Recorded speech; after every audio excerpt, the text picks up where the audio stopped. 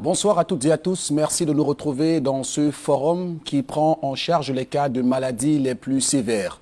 Notre cible sont les personnes financièrement dépourvues qui éprouvent des besoins élémentaires. Pour elles, nous mobilisons nos efforts et nos forces pour leur permettre d'avoir une meilleure santé, surtout recouvrer cette santé qui leur est chère. Raison pour laquelle nous invitons à travers cette tribune vos efforts à contribuer afin de permettre à la maladie de pouvoir être résolue. Mesdames, Messieurs, Regard Social de ce soir nous plonge dans une vie à moitié consumée par la maladie. 24 années par lesquelles Madame Ngimbous Madeleine est passée aujourd'hui et elle essaye de trouver un réconfort à travers cette plateforme. Une fois de plus, bonsoir et bienvenue à l'émission.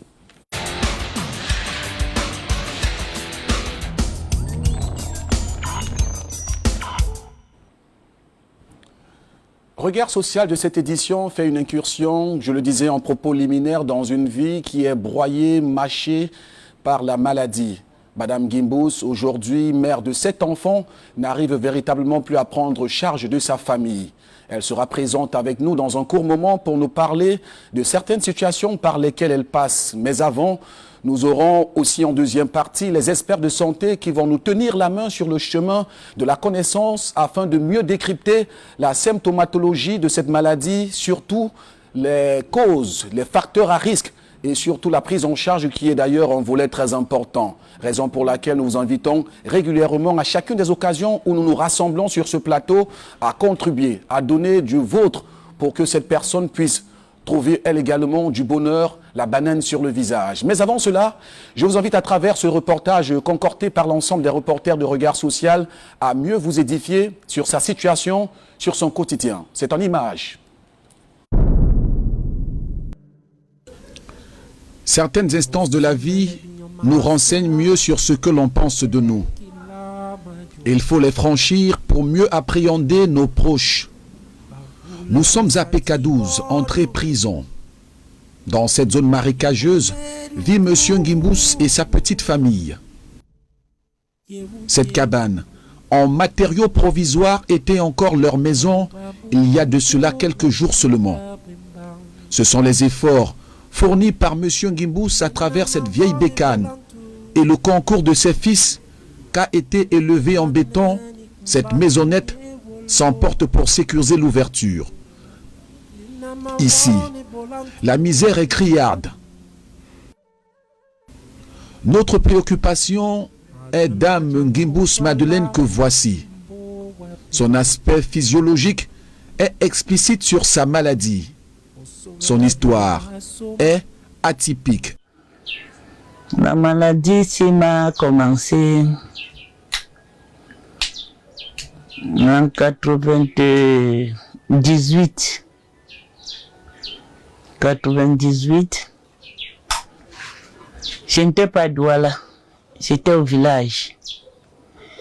Et je portais la grossesse de mon premier fils la grossesse de 7 mois. C'est là où la maladie m'a commencé.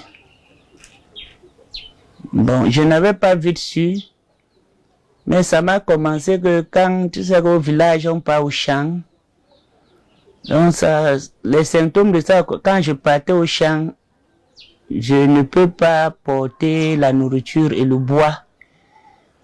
Je sentais mal.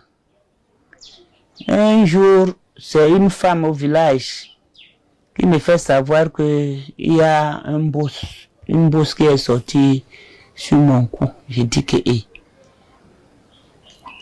quand je suis arrivé à la maison, j'ai pris le miroir, je me suis miré. J'ai vu. Donc, le premier mariage que j'avais fait, je me suis rendu, parce que le père de mes enfants, lui, il était ici en ville. Je me suis rendu vite chez mon beau-père, en lui disant que, comme moi je suis Bassa, un Sorol, dont le beau-père c'est un Sorol. Un Sorol, regarde ce qui est sorti sur moi, mais en patois. Après, lui aussi regarde et me dit que oui, il y a quelque chose qui est là.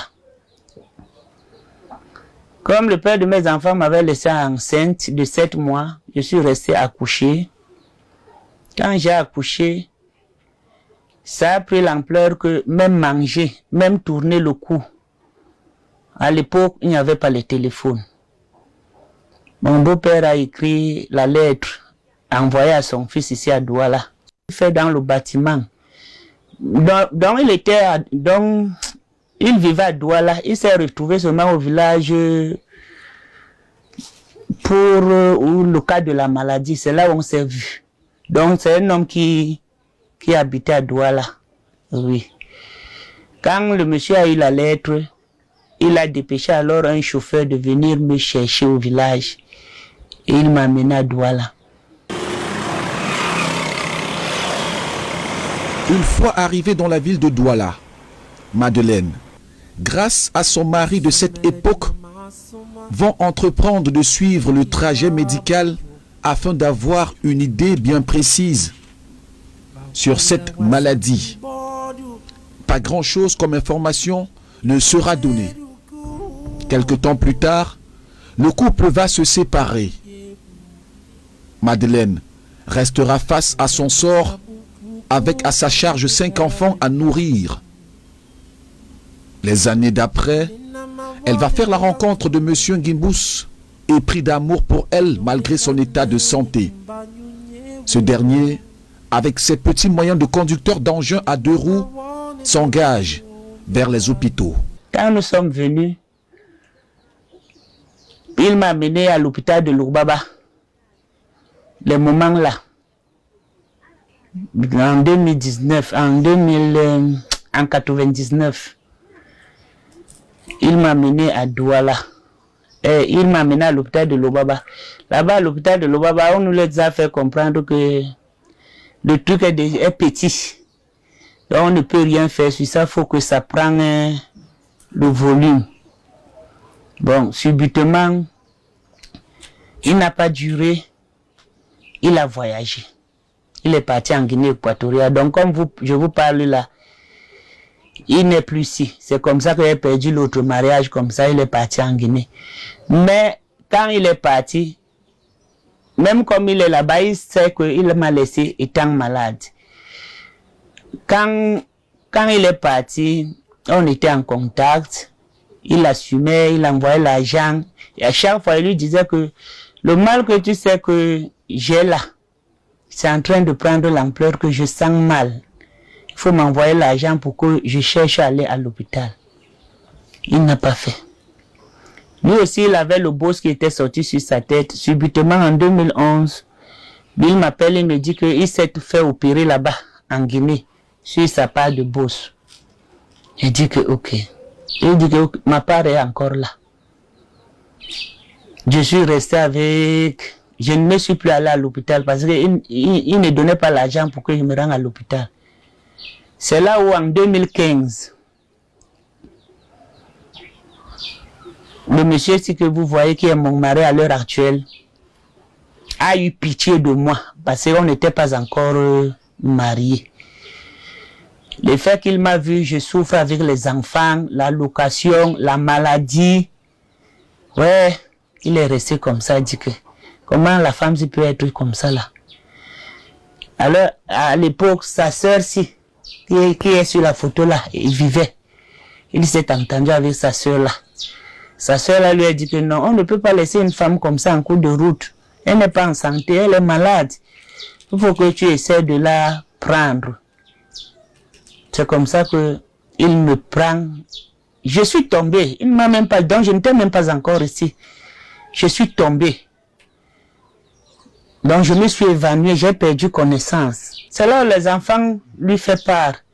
Que papa Rastaman, voici maman qui est tombée. On ne sait pas comment faire. Il a démarré sa moto, il est venu me trouver. Donc c'est là où il entre avec moi à l'hôpital. En 2015, là, je pense que c'était au mois de mai. Même si je ne maîtrise plus la date, mais c'était au mois de mai 2015. Il m'a amené à l'hôpital catholique qui est ici au Génie, Deo Gracia. On m'a interné là pendant 1 semaine. On m'a fait les examens. J'ai fait la radio. J'ai fait l'échographie qu'on m'a envoyé faire à, je pense qu'à Bonamoussadi. J'ai tout fait. Quand les résultats sont sortis, ils m'ont tout donné. Ils nous ont envoyé à l'hôpital général.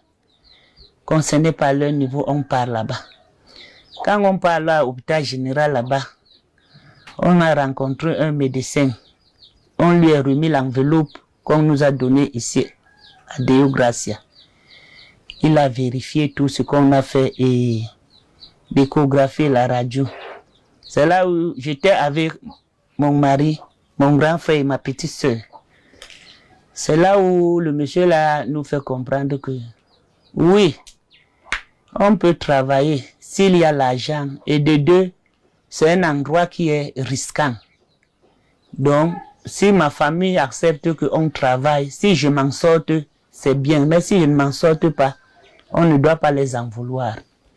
Quand il nous a rencontrés comme ça, il nous a dit ça. Sans vous mentir, on a eu peur. Nous sommes...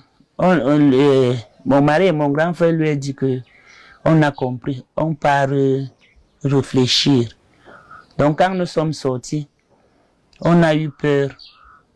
Nous ne sommes plus repartis là-bas. Les renseignements requis sur cette tumeur et les indications données par les médecins vont créer une phobie auprès de la famille. Au-delà de cela s'ajoute le manque de moyens financiers afin de faire subir une opération chirurgicale à Madeleine. Le couple va cette fois se diriger vers le traitement indigène. Ce sera sans suite.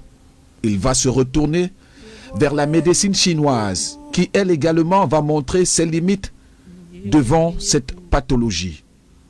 Madeleine va donc rechercher le réconfort dans les prières. Après, comme nous, on a eu peur de l'explication qu'on nous a donnée à l'hôpital général, le père s'est mis à faire les recherches toujours, jusqu'à ce qu'on s'est rendu à Lobatindi. Là-dedans, là, on nous a indiqué, nous sommes partis rencontrer les pygmées là-bas. Le pygmée là m'a fait la voyance et dire aussi sa part. Il y a une main qui est sur moi, donc lui ne peut pas conseiller que l'opération. La véritable inquiétude survient lorsque Madeleine tombe dans les paumes. La famille la plus proche, constituée de ses enfants, se mobilise pour une énième recherche de solution. Une autre batterie d'examens sera requise. La famille se débrouillera pour les réaliser. Madeleine gagnera en assurance lorsqu'il lui sera révélé que sa maladie peut être soignée. Beaucoup de mes amis me viennent en aide. Même cette fois-ci, beaucoup de mes amis m'ont aidé pour arriver là, au niveau où nous sommes là aujourd'hui. Beaucoup de mes connaissances m'ont aidé. Même jusqu'à là, j'ai des promesses, mais je ne peux pas dire que je suis sûr que ça va venir, mais j'ai dit à beaucoup de mes amis, beaucoup de mes connaissances que j'ai un cas, qu'aujourd'hui c'est plus grave. C'est pour ça que j'attends, je ne sais pas où ça peut venir. Monsieur Gimbous, bien avant de se mettre avec sa femme, lui était déjà d'un soutien considérable. Leur liaison va davantage le contraindre à s'investir sur la santé de sa dame, à la hauteur de ses moyens, de temps en temps secourus par quelques connaissances. Moi, j'ai connu ma femme depuis peut-être 2001, que nous sommes ensemble. Hein. Mais on n'était pas encore officiellement mariés. Mais elle était toujours malade. Mais j'ai fait les efforts à tout moment pour qu'elle trouve la santé. Mais nous, vu les petits moyens que j'ai aussi, n'arrivais pas à joindre les deux bouts. Mais quand le cas arrive toujours, comme elle vous a dit, quand elle s'évanouit toujours, j'appelais même la belle famille hein, de venir me secourir. Mais ceux qui ont la bonne volonté pouvaient donner même 10 000, 15 000. Bon, d'autres n'arrivaient pas à servir. Bon, on vit toujours comme ça, jusqu'à aujourd'hui. Mais depuis ce temps-là, nous sommes ensemble. Il n'y a pas autre souci sauf son cas de maladie. Mais la vie comme nous menons, c'est difficile, puisque aujourd'hui au pays, le travail n'est pas facile. Même ce que nous autres nous faisons, ce n'est plus facile. Donc c'est pas qu'on trouve de l'argent à tout moment. Mais ma femme était une femme battante. Sauf la maladie, Elle est une femme qui sait chercher. Mais comme elle a eu ce cas, c'est ça que lui a mis à terre. Qu'elle n'arrivait plus à chercher de quoi faire. Mais nous, comme moi surtout, je suis son mari, je me suis engagé. Je n'ai pas pu que passer les malades, où je vais l'abandonner et chercher une autre femme. Ce n'était pas dans mes idées. Mon idée était que j'ai aimé. Et puis, je sais que, vu ce que je prie Dieu tous les jours, je vais trouver la solution un jour pour qu'elle soit guérie. Cette famille de plus de 7 enfants a du mal à joindre les deux bouts et les voisins, les témoins les plus proches nous racontent. Donc, je suis ici depuis 2007. Quand j'arrive ici, ce papa vivait là d'abord seul. Bon, mais cependant, la dame venait là de temps en temps rendre visite. Parfois, papa aussi partait là-bas rendre visite. Mais elle ne vivait déjà pas ici. C'est pratiquement... mais les relations étaient très bonnes et elle ne ressentait déjà pas aussi comme elle venait de vous dire là. Bon, c'est pratiquement, je crois, dans les années 2015 ou 2016 qu'elle est vraiment venue, que papa l'a pris pour l'installer ici. S'installer ici avec elle. Bon, on vivait bonne ambiance, bon, des petits malaises, mais qui se résolvaient, qui ne se signalaient pas de la manière où ça se présente aujourd'hui. Des petits malaises, quand elle crie un peu, on vient, on essaie de voir ce qu'on peut faire. On l'amène là, on essaie de faire, donner les petits trucs, et puis ça allait. Bon, de temps en temps, elle crie, papa essaie de faire comme il peut faire, et puis le calme revient. Bon, on était là, on vivait, il y avait bien l'ambiance. Mais ces dernières années, il y a peut-être de cela 3 ans aujourd'hui, vraiment que ça a pris une ampleur, une certaine allure que c'est vraiment insupportable, même à moi qui de temps en temps j'accours, puisque quand ça crie là, je suis obligé de me lever. On essaie de voir comment on peut faire, s'il faut porter, s'il faut donner, s'il faut... J'essaie d'apporter mon aide comme ça, à mon niveau. Mais c'est tellement douloureux parce que quand elle commence là, je voulais pas toucher la partie où elle se renverse souvent.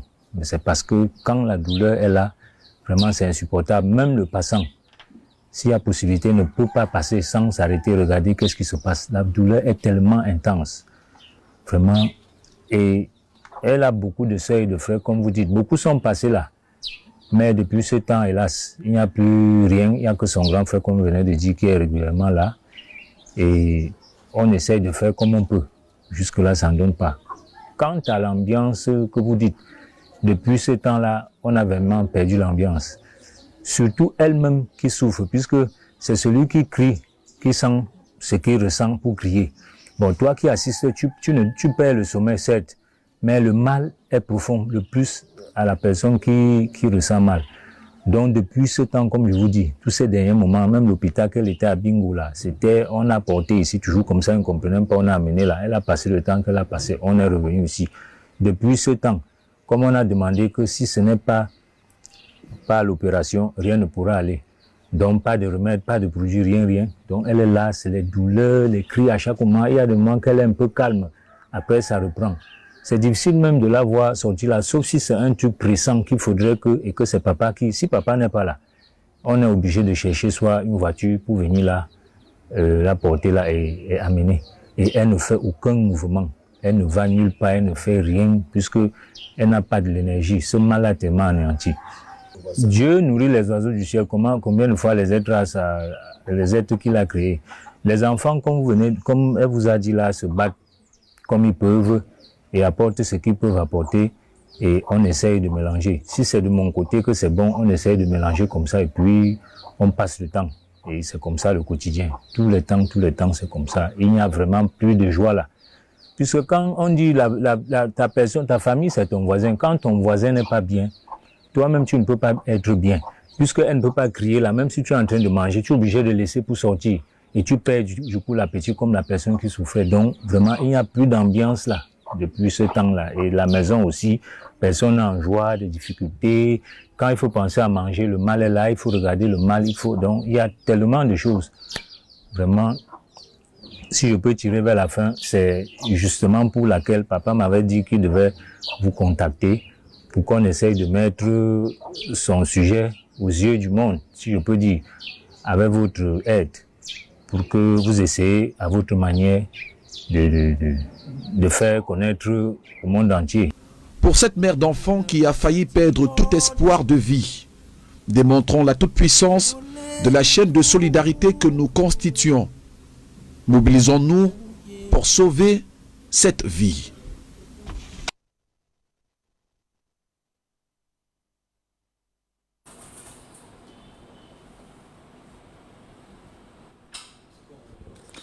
Retour en plateau, bien sûr, après cet élément qui nous aura assez rencardé sur le quotidien, la vie de Madame Gimbous Madeleine depuis 24 années aujourd'hui. Elle ploie sur le poids de la maladie. 24 années, carrément ou pratiquement la moitié de sa vie, de son existence. D'ailleurs, elle est sur le plateau pour porter à écho favorable son vécu. Elle est présente ainsi que son mari qui nous ont rejoints sur ce plateau. Dame Gimbous Madeleine, bonsoir. Bonsoir. Je vais vous prier de donner de la voix. Je sais combien de fois cela vous sera difficile cet exercice, mais donnez un peu de la voix pour qu'on puisse vous entendre dans le monde entier et surtout dans les maisons. Bonsoir et merci en tout cas d'avoir bravé tout ce qui a comme intempérie, d'abord climatique, et puis le cas de la route qui ne nous a pas permis véritablement de faire un bon parcours jusqu'ici. Merci d'être là en tout cas ce soir. Monsieur Gimbous, bonsoir. Bonsoir. Vous êtes au chevet de votre dame depuis que vous l'avez rencontrée. Ça fait aujourd'hui pratiquement plus d'une dizaine d'années. Vous l'avez rencontrée dans le cadre de sa maladie. Qu'est-ce qui vous a motivé à aller vers une femme déjà malade et à la prendre pour épouse? Ah, moi, c'est l'étoile que j'ai vue sur elle qui m'a attiré. J'ai laissé le cas de maladie. Donc j'ai vu la lumière, cette lumière m'a attiré vers elle. Et c'est ça qui m'a fait unir entre moi et elle. Je voyais que les malades, mais je ne prenais pas la maladie comme un obstacle. Je savais qu'un jour, Dieu va nous aider, elle va trouver la santé. Et quel est le regard que votre entourage, votre famille, quel est le jugement qu'on a porté sur vous, disant que vous êtes tombé sur une dame qui est déjà malade, qui est affaiblie par la maladie? Juste, les gens ont toujours dit dans ma famille que moi j'ai pris d'abord une femme qui a eu des enfants avant et qu'elle est malade. J'ai dit aux gens que c'est mon choix. Je ne peux pas écouter ça. Parce que c'est moi qui ai choisi. Et mon cœur, dans ma poitrine, me témoignait que c'est ma femme, d'où je n'avais pas d'autre crainte, d'où je n'écoutais pas les paroles des gens. Je suivais ce que mon esprit m'indiquait à voir. Vous avez laissé parler votre cœur? Oui. Madame Gimbous, vous êtes notre préoccupation de ce soir. J'aimerais, avec les questions que je vais vous poser, qu'on puisse mieux comprendre votre maladie. Dites-nous, au départ, c'est vrai que la maladie, vous la découvrez lorsque vous vivez au village. Quels ont été les premiers symptômes que vous avez ressentis? Comment est-ce que ça s'est comporté avant que vous ne découvriez la masse? Avant de découvrir la maladie, je ne sentais pas un problème. Au village, je faisais mes travaux champêtres. J'avais déjà couché mes premiers enfants, qui sont les jumelles. Donc je les ai alertés normalement. Donc c'est après ça que le mal est sorti. Quand j'ai pris la grossesse de notre deuxième enfant. Donc même quand c'est sorti, je n'ai pas ressenti ça à travers les malaises. C'est une femme qui m'a rencontré, c'est elle qui m'a fait part qu'il y a une bosse qui est sortie sur mon cou. Bon, mais étant sur le chemin de la route, il fallait que j'arrive à la maison. Je prends le miroir, je me mire. Quand je me suis miré, c'est là où moi aussi j'ai vu. C'était pas quand même gros, mais c'était petit. Et je n'avais pas aussi le corps gras comme ça, donc ça se voyait peu. Donc quand je me suis rendu chez mon beau-père, je lui ai dit, lui aussi m'a confirmé qu'il y a quelque chose là. Bon. Mais le temps que je reste, j'accouche, je reste aussi, l'enfant rampe, marcher, venir ici. Donc c'est là où j'ai commencé à ressentir que quand je pars au champ, je porte la nourriture ou le bois, mon cou fait mal. Après, je me suis rendu toujours chez mon beau-père. Il lui a expliqué que mon beau-père sent déjà très mal, mais il ne sait pas. C'est là où il écrit la lettre Il n'y avait pas les téléphones à l'époque. Oui. À son fils a envoyé l'un de nos convoyeurs pour me chercher. Quand le papa là est venu, c'était un mercredi. Il a dit au papa là que oui, j'ai compris, mais il ne peut pas entrer maintenant dans la voiture. Va, tu viens la semaine prochaine, le temps que je peux tremper le manioc, faire même les bâtons et venir. Donc c'est comme ça, alors que la semaine qui suivait, là, je suis venu à Douala. Voilà. Alors, je veux bien savoir quelque chose. Est-ce que pendant cette période, la masse elle était indolore et ne vous faisait pas mal? Non, ça ne faisait pas mal. Mais c'était... Vous avez ressenti le mal, le malaise, la première fois que vous avez... Le jour où vous avez porté un fardeau et que c'était déjà manifeste? Oui, c'est là où j'ai senti comment le cou faisait mal. Mais quand je suis quitté du village, je suis venu ici. On m'a amené à Lubaba là-bas. On nous a répondu que c'est petit. On ne peut pas retirer ça. Nous sommes rentrés. J'ai commencé à faire mon commerce. J'habitais là à la gare. Je montais, moi, et descendais, je faisais mon commerce. Donc je ne sentais rien. Mais il y avait le cou qui s'est développé un peu. Donc, au fur et à mesure que les années passaient, c'est là où le mal aussi poussait aussi. Mais c'est en 2015 que ça m'a jeté au sol. En 2015, parce que les autres années, je montais et descendais sans problème. Mais c'est en 2015 que ça m'a jeté au sol, que quand on m'a amené à l'hôpital, c'est là où j'ai su que je suis attaqué. On va revenir aux années 2015 et à mon temps. Revenons un tout petit peu dans les prémices de la maladie. Est-ce que avant que la masse ne vous fasse le constat d'une masse qui est développée à votre cou, vous avez eu, je ne sais pas, un problème dans la bouche en mangeant un aliment, ou alors vous avez croqué votre langue? Est-ce qu'avant ça, avant que la tumeur ne soit ressentie, vous avez d'abord eu un problème en mangeant quelque chose? Vous avez déjà annoncé quelque chose? Non, je mangeais sans problème. Vous n'avez pas avalé de travers, pas d'arrêt de poisson, non. Pas de langue croquée? Non. Et comme je suis une femme, bon, mon étoile, j'aimais trop chanter à la chorale. Donc je chantais moi. Il n'y avait pas de problème, toujours. C'est quand je suis tombé là en 2015 que tout a basculé comme ça là. Dans vos travaux champêtres, vous allumiez du feu de bois, du feu pour brûler les mauvaises herbes? Au village, non. Oui. Mais pour brûler même les herbes, c'était que quand mon beau-père me défrichait le champ, c'est lui qui allumait le feu. Il nettoie. Je viens seulement Pour mettre la nourriture. Oui. D'accord. Alors, est-ce que vous avez connu des difficultés à respirer quelquefois depuis que vous êtes malade?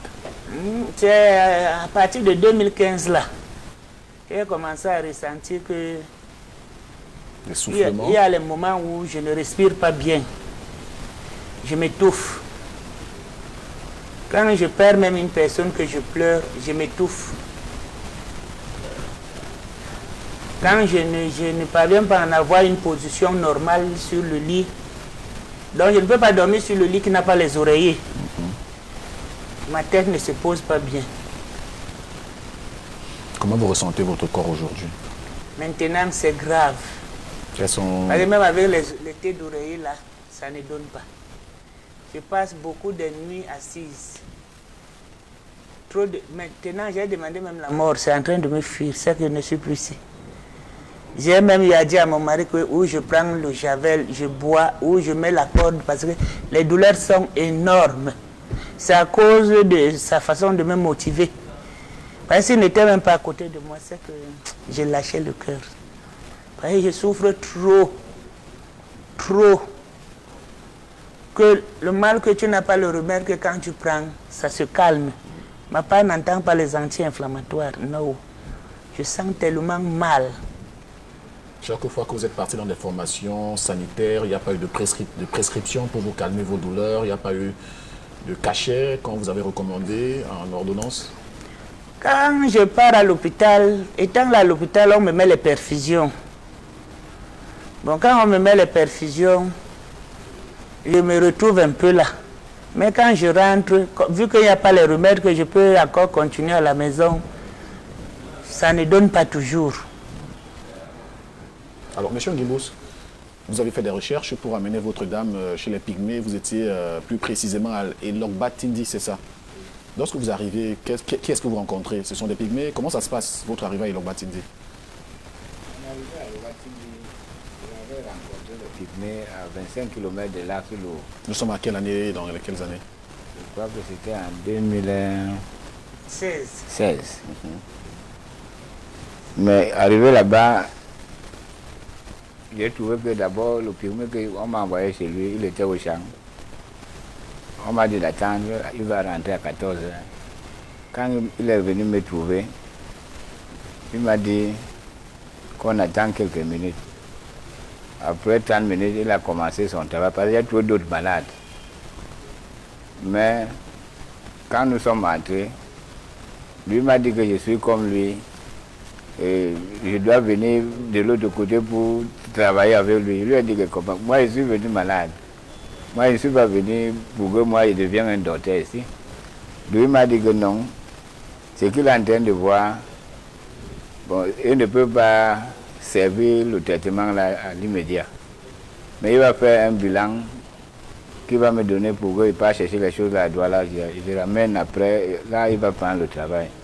Alors, c'était lesquelles choses concrètement qu'il demandait? Il m'a parlé de l'huile de palme, vin rouge, les bières,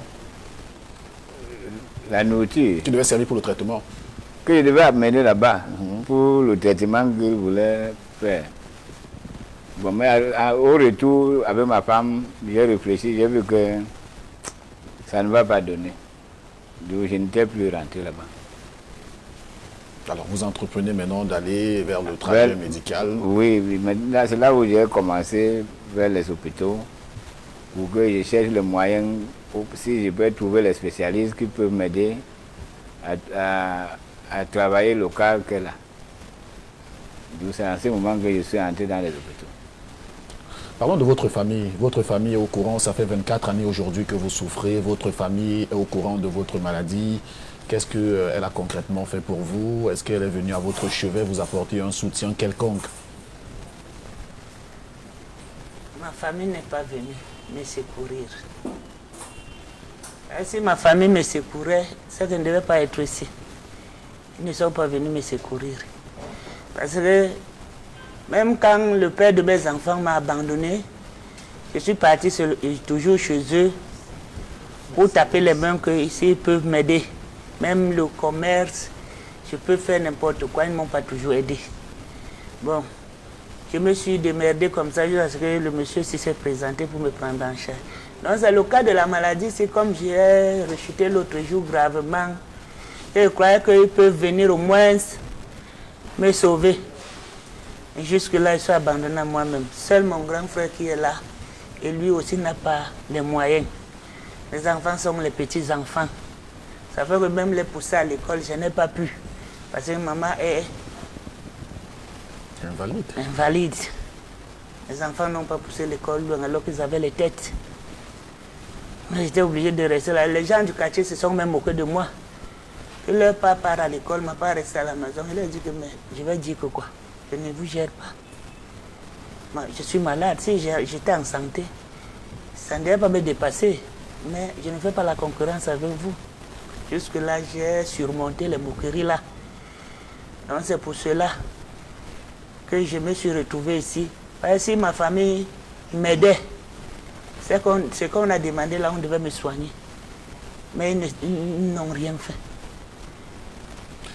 Merci de nous prendre à l'instant. Si vous le faites, c'est Regard Social, l'émission bien sûr qui met un projecteur sur les personnes qui vivent des situations on ne peut plus heureuses, des personnes qui sont bien sûr laissées à elles-mêmes, des personnes qui, sous l'indifférence d'autres personnes, n'arrivent toujours pas à se redresser dans la société. Nous leur apportons notre soutien au travers de la chaîne humaine de solidarité que nous avons su construire au fil du temps sur la base de la confiance. C'est le moment pour vous d'agir, de réagir en envoyant bien sûr vos dons aux numéros qui sont inscrits au bas du petit écran afin de pouvoir sauver cette vie, celle d'une mère de famille, une femme qui aura passé 24 années de maladie. Si vous aussi vous êtes épris d'amour, vous êtes épris de compassion, vous avez bien sûr le sens de la relativisation, c'est le moment d'agir en faveur de cette dame qui ne demande rien d'autre qu'à vivre et à recouvrer la santé.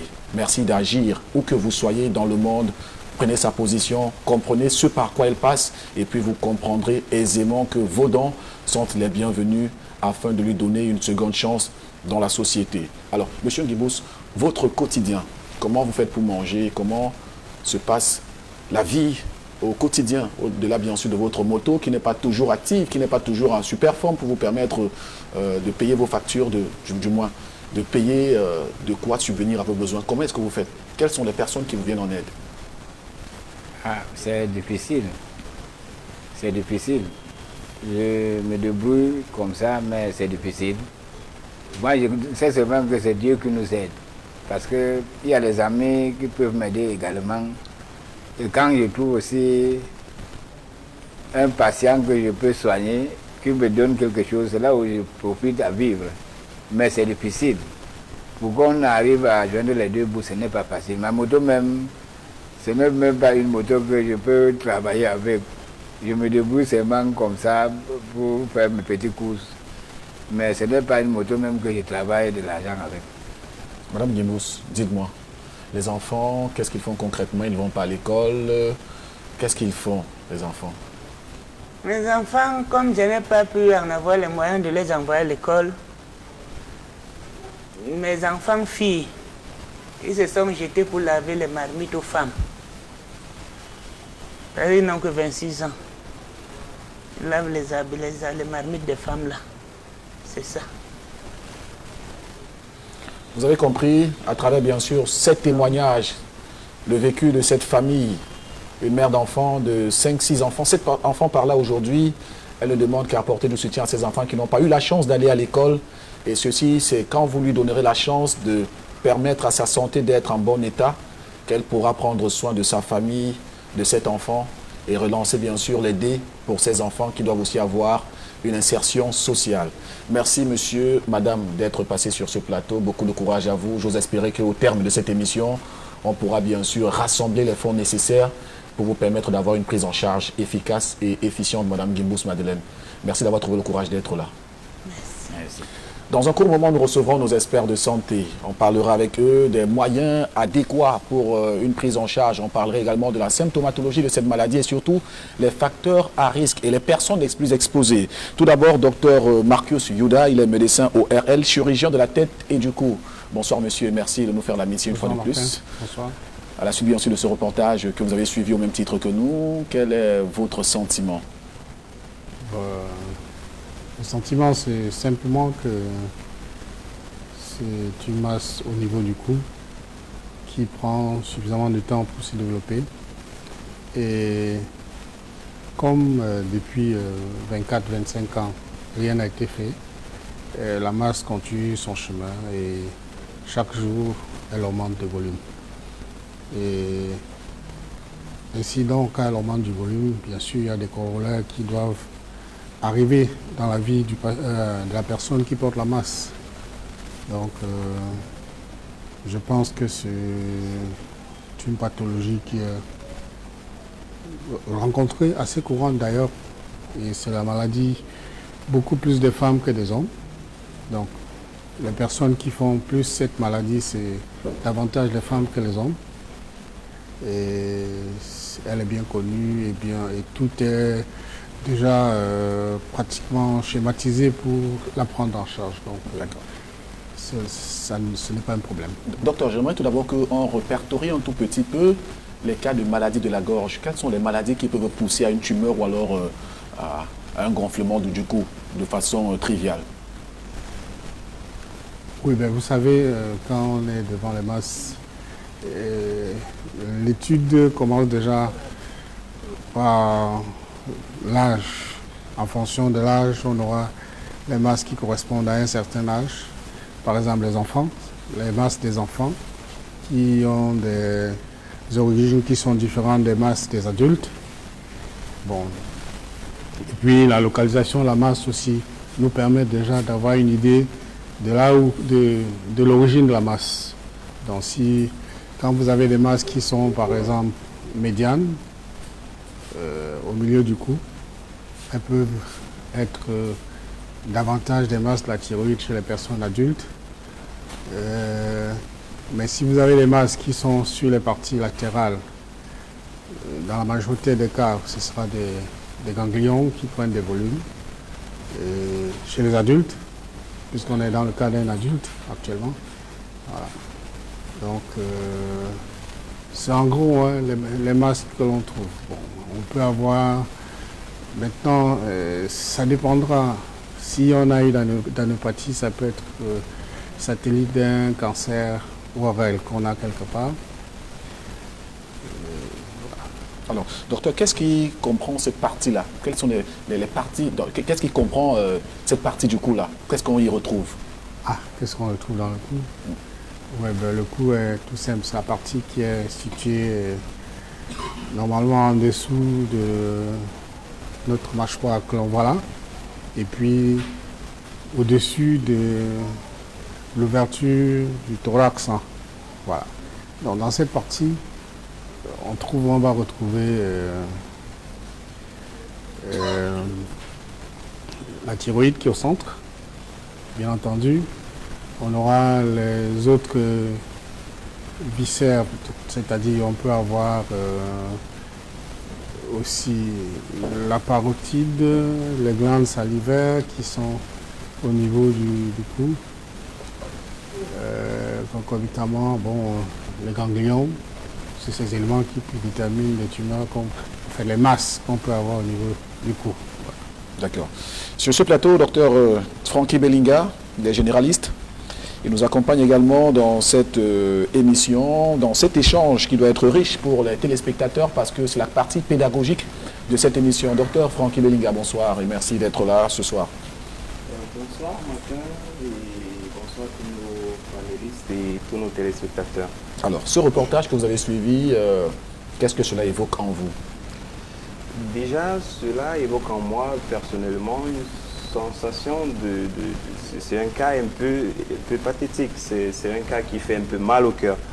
Et avant de continuer, j'aimerais vraiment féliciter M. Gimbos, le mari de la dame, qui après une femme qui est déjà malade, et cela malgré toutes les pressions sociales que nous avons souvent. Donc il a accepté une femme qui a déjà un problème, une maladie, et il a accepté de vivre avec elle tout au long de la vie jusqu'à aujourd'hui.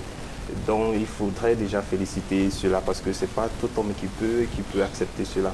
Et maintenant, si on revient sur le cas, épidémiologiquement parlant, je pense que même certains caractères nous évoquent déjà une sorte de maladie que nous allons avoir le temps de débattre dessus ce soir.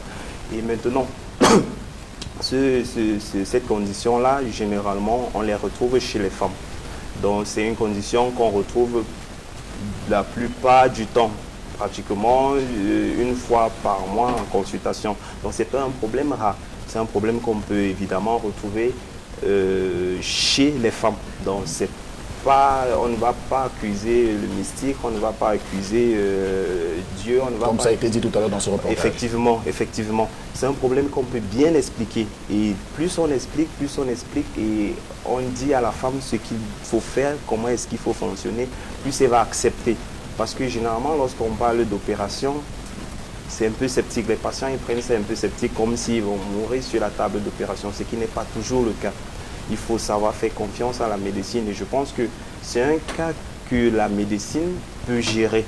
C'est encore gérable, d'après tout ce que j'ai eu à voir sur la patiente de ce soir. David Domguier, vous êtes psychothérapeute et vous êtes psychologue clinicien. Je ne me trompe pas sur les termes. Bonsoir David et merci d'être là ce soir. Bonsoir Martin, merci pour cette invitation. Alors, qu'est-ce que vous faites comme analyse, avant bien sûr qu'on puisse parler des signes cliniques, qu'est-ce que vous faites d'analyse sur ce reportage? J'aimerais clarifier la qualité. Ma qualité clinique, je suis psychologue clinicien, étant donné que la profession de psychothérapeute n'est pas encore réglementée au Cameroun, même si je suis formé en psychothérapie. Voilà. Je suis psychologue clinicien. D'accord. Allons-y pour le reportage de ce soir que vous avez suivi.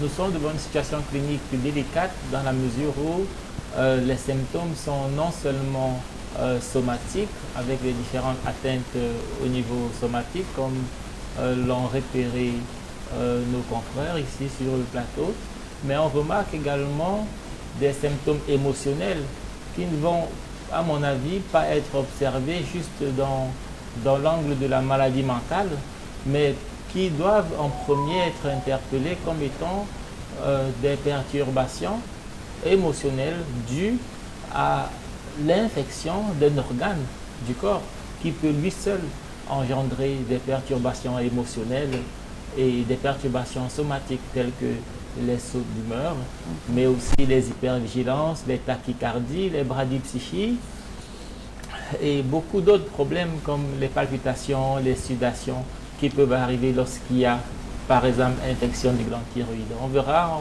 avec plus de précision quel est le côté thérapeutique à observer. Est-ce qu'on va être davantage sur le psychologique? Est-ce qu'on va beaucoup plus mettre de l'emphase sur le somatique?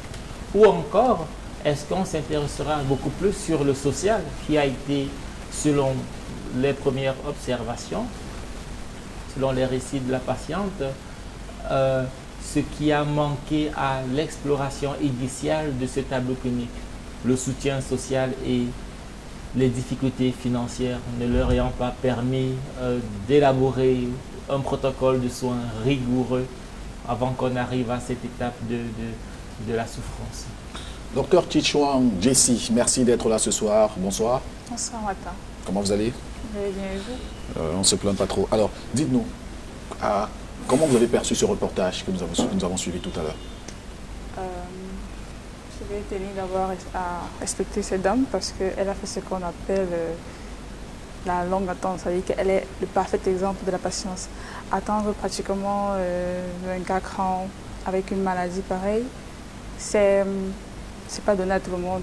Elle n'a pas baissé les bras et s'est battue jusqu'à présent.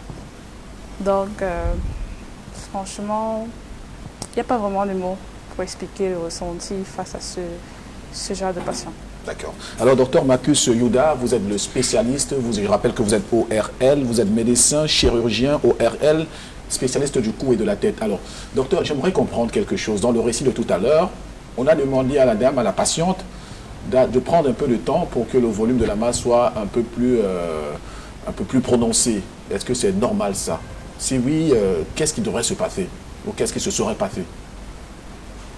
Bon, j'entends dans les consultations, les patients disent nous avons vu un médecin qui nous a demandé d'attendre.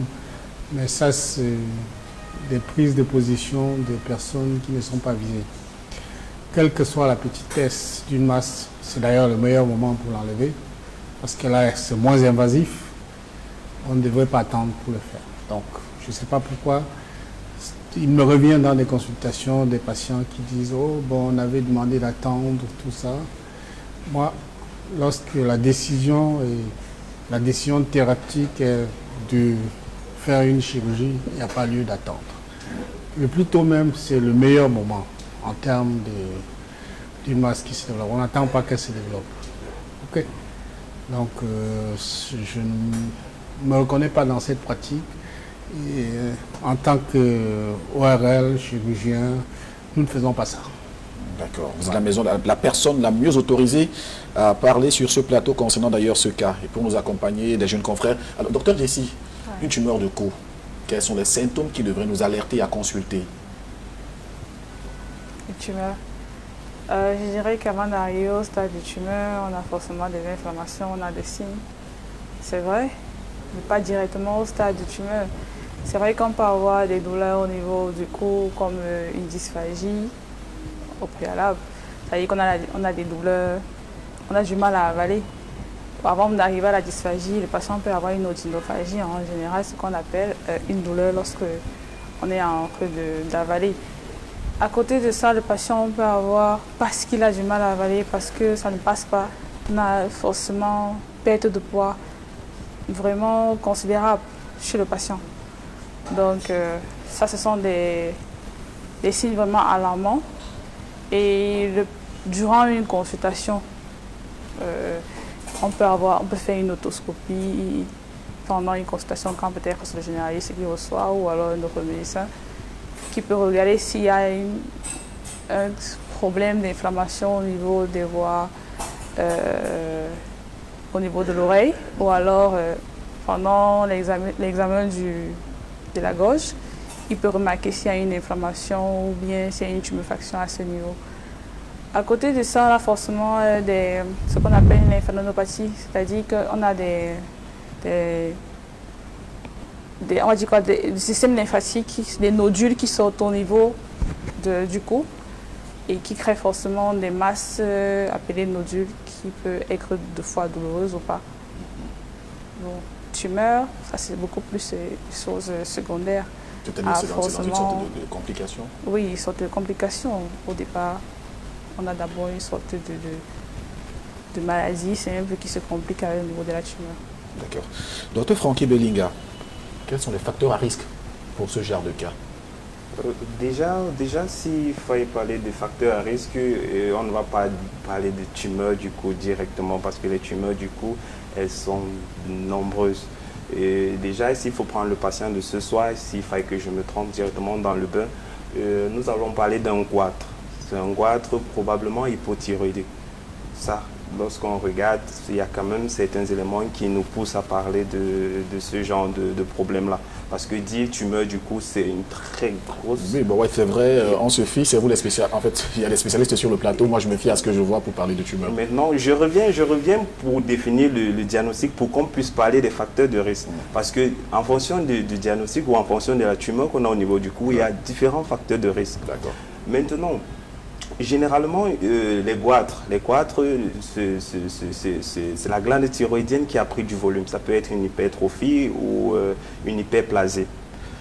Maintenant, cette glande-là est contrôlée parfois par l'hypothalamus qui se trouve dans le cerveau. Ça, c'est possible. Pour avoir maintenant ce type de problème, il faut déjà avoir un problème soit au niveau du goitre, soit au niveau un problème extra. Ça veut dire hors de la glande thyroïdienne. Ça veut dire qu'on peut avoir un problème cérébral qui va nous donner ce problème au niveau du goitre. Maintenant, les facteurs de risque, généralement, comme j'ai commencé le récit, il y a être de sexe féminin. C'est un facteur de risque, c'est établi. Les problèmes, les goitres, généralement, touchent les femmes. Et chez les femmes, généralement, on a un problème avec les hormones. Ça veut dire lorsque les hormones changent, elles sont plus susceptibles d'avoir un problème avec le goitre. On a pendant l'adolescence, c'est-à-dire la puberté, lorsque les hormones sont en train de changer. On a pendant les grossesses. C'est pourquoi vous avez suivi dans le récit de tout à l'heure, elle disait, la maladie, elle a commencé quand j'étais enceinte. Lorsqu'on est enceinte, il y a les hormones qui balancent un peu. Et lorsqu'il y a ces hormones-là qui changent, automatiquement, on peut avoir ce problème-là. Et maintenant, on a notre problème, c'est un problème de ménopause. Ça, c'est pourquoi la femme. On a un problème avec la ménopause. Lorsque la femme est ménopausée, on a toujours ces hormones qui varient. Et automatiquement, elle sera exposée à ce type de problème. Maintenant, on a ce qu'on appelle les goitres endémiques qui sont parfois dus à une absence d'iode. Ça veut dire qu'on a les gens qui habitent dans des endroits qui il n'y a pas assez d'iode dans le sel ou dans de l'eau. Cette absence d'iode-là va nous donner ces goitres-là et c'est pourquoi nous allons voir une certaine quantité d'iode qui est ajoutée dans l'eau que nous consommons Kamwata et peut-être l'eau minérale. Donc ça, ce sont quelques facteurs de risque. Et il y a aussi d'autres facteurs de risque, des gens qui consomment trop le manioc. Ça, c'est parce que nous sommes en Afrique, ceux qui consomment trop de manioc, trop de chou. Ça, ce sont des facteurs de risque. Et je pense qu'il y a des études au Cameroun qui ont démontré que les goitres touchent beaucoup plus les gens qui sortent de l'Est et du Nord-Ouest. Personnellement, vu que les études au Cameroun sont presque... En Amérique du Sud aussi, on consomme du manioc. Oui. Maintenant, au Cameroun, moi je parle de nos études au Cameroun. Vu que nos études ne sont pas tellement poussées que ça, on n'a pas établi une cause et une relation. Pourquoi est-ce que les patients qui sortent beaucoup plus de l'Est et du Nord-Ouest ont ce type de pathologie? Donc ça, c'est juste certains risques, facteurs de risque qui peuvent expliquer pourquoi certaines personnes ont ces maladies-là. On peut avoir des patients avec les tumeurs au cerveau. Si vous avez une tumeur à l'hypothalamus, automatiquement, l'hypothalamus va sécréter ce qu'on appelle TSH et ça va stimuler votre goitre. Donc il y a une très grande panoplie de facteurs de risque qui peuvent expliquer pourquoi est-ce qu'un patient arrive avec un nodule. Et à chaque fois que nous sommes face à un patient, nous cherchons toujours ces facteurs de risque-là. Comme tout à l'heure, lorsqu'elle a dit dans son récit que bon, ça a commencé lorsqu'elle était enceinte, ça fait déjà partie des facteurs de risque. Et lorsque nous avons ce genre de truc, on peut déjà comment établir certaines bases pour pouvoir poser certaines hypothèses. Voilà, pour pouvoir poser un diagnostic. Donc, parlant des facteurs de risque, ça, ce sont juste quelques facteurs de risque que nous avons couramment autour de nous qui peuvent nous exposer à ces maladies-là. Cela me renvoie directement chez l'expert du plateau. Alors, docteur, vous avez suivi le développement, le déroulé de docteur Frankie Bellinga. Oui. Vous avez évoqué, vous aussi, dans votre propos préliminaire, vous avez évoqué le fait que ce sont les femmes qui sont les plus exposées. Mais alors, est-ce que vous êtes d'accord avec le fait que c'est à un certain âge que l'on peut être susceptible de développer cela? Oui, effectivement. Effectivement, les premiers, en fait, les goitres, les goitres, c'est un terme générique. Hein. Les goitres, on les rencontre déjà après la puberté. La majorité des cas. Le 27, c'est au moment de la puberté qu'on voit les premiers nodules apparaître lorsque les femmes ont des goitres. Donc, et puis, il faut même qu'on revienne sur ces termes de goitres. Je dis goitre, c'est un terme générique qui correspond pour nous au ORL, c'est-à-dire à l'augmentation du volume de la glande thyroïde. Ça, c'est un goitre. Mais à côté de ça, il y a toute la panoplie qui est plus courante, qui n'est pas homogène, fait de nombreux nodules thyroïdiens, ou bien une augmentation d'un lobe seulement, ou bien des nodules qui sont dispersés sur la glande thyroïde, comme le cas de notre patiente. Donc c'est un peu ça. Et il faut, comme on l'a dit, toujours cette imprégnation oestrogénique qui est très importante dedans. Et dans la majorité de cas, les découvertes des nodules thyroïdiens se fait avec les grossesses. Parce qu'il y a les oestrogènes qui interviennent dans la grossesse et qui font qu'il y a cette révélation des nodules qui prennent un peu plus de volume à ce moment-là et puis se révèlent à notre vue. Et donc, le signe principal, quand vous aurez dans les pathologies de la thyroïde, vous avez l'augmentation de volume. Donc, le patient ne se plaint que de l'augmentation de volume qui peut être notée soit par le patient, soit par l'entourage, ou bien même un médecin au cours d'un examen dit au patient, ah, ben, vous avez le cou qui est un peu gros, vous avez peut-être un nodule de la thyroïde, vous avez... Voilà, donc c'est comme ça que se fait le diagnostic, parce que c'est une pathologie qui ne fait pas mal. Indolore, carrément. Oui, indolore, le patient ne se plaint de rien. Seule la thyroïde ou bien les nodules de la thyroïde qui prennent des volumes. Donc, voilà, donc c'est un peu ça. Et oui, bon, pour le moment, je crois qu'on peut s'arrêter là. On reviendra tout à l'heure. On reviendra dessus. D'accord. Alors, David Domguier, psychologue, clinicien, quel est le diagnostic psychologique que vous faites chez cette patiente? Difficile à faire, Martin. Difficile à placer, étant donné qu'on n'a pas encore de précision sur le diagnostic, et aussi sur, je me réserve, et aussi sur les causes probables des symptômes qu'elle a. Elle se plaint de palpitations, elle se plaint de fatigue, elle se plaint de transpiration, de détresse respiratoire, qui sont, selon ce que nous avons appris sur les complications des infections des glandes thyroïdes, sur à quoi on peut s'attendre dans certains tableaux cliniques, on verra. Maintenant, la symptomatologie initiale m'a fait penser à des diagnostics psy, mais on va être très prudent dans la mesure où on va poser diagnostic psychologique dans la mesure où il n'y a pas d'atteinte organique concrète. Donc on va vraiment s'abstenir. Maintenant, ce qui peut être commun, qu'il y ait infection de la glande thyroïde pour les autres symptômes ou qu'il n'y ait pas. On remarque qu'à l'heure actuelle, il y a certaines pensées dans l'ordre de j'ai pensé que c'était mieux d'arrêter comme ça. Nul n'était mon mari, je pense que je n'aurais plus de force pour vivre, qui montre une certaine composante dépressive du tableau clinique.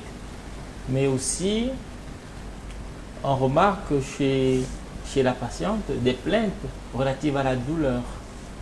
Cette sensation désagréable qui peut, elle aussi, rendre très malade. On va noter que quel que soit le tableau clinique, quelle que soit l'affection physique qu'on a, même si ce n'est qu'un abcès, si ça dure 5 mois, 6 mois, ça fera hyper mal. Et juste cet abcès pourra faire qu'il y ait du cortisol, une hormone de stress de longue durée qui pourra lui aussi entraîner une symptomatologie dépressive et aboutir à cela. Donc, rien ne va être négligé, tant du point de vue de l'exploration de la symptomatologie douloureuse, on verra les formes d'approche qu'on pourra avoir, même si on n'a pas pu, même si on va se réserver de prescrire un diagnostic symptomatique maintenant, vu que ce n'est pas l'urgence.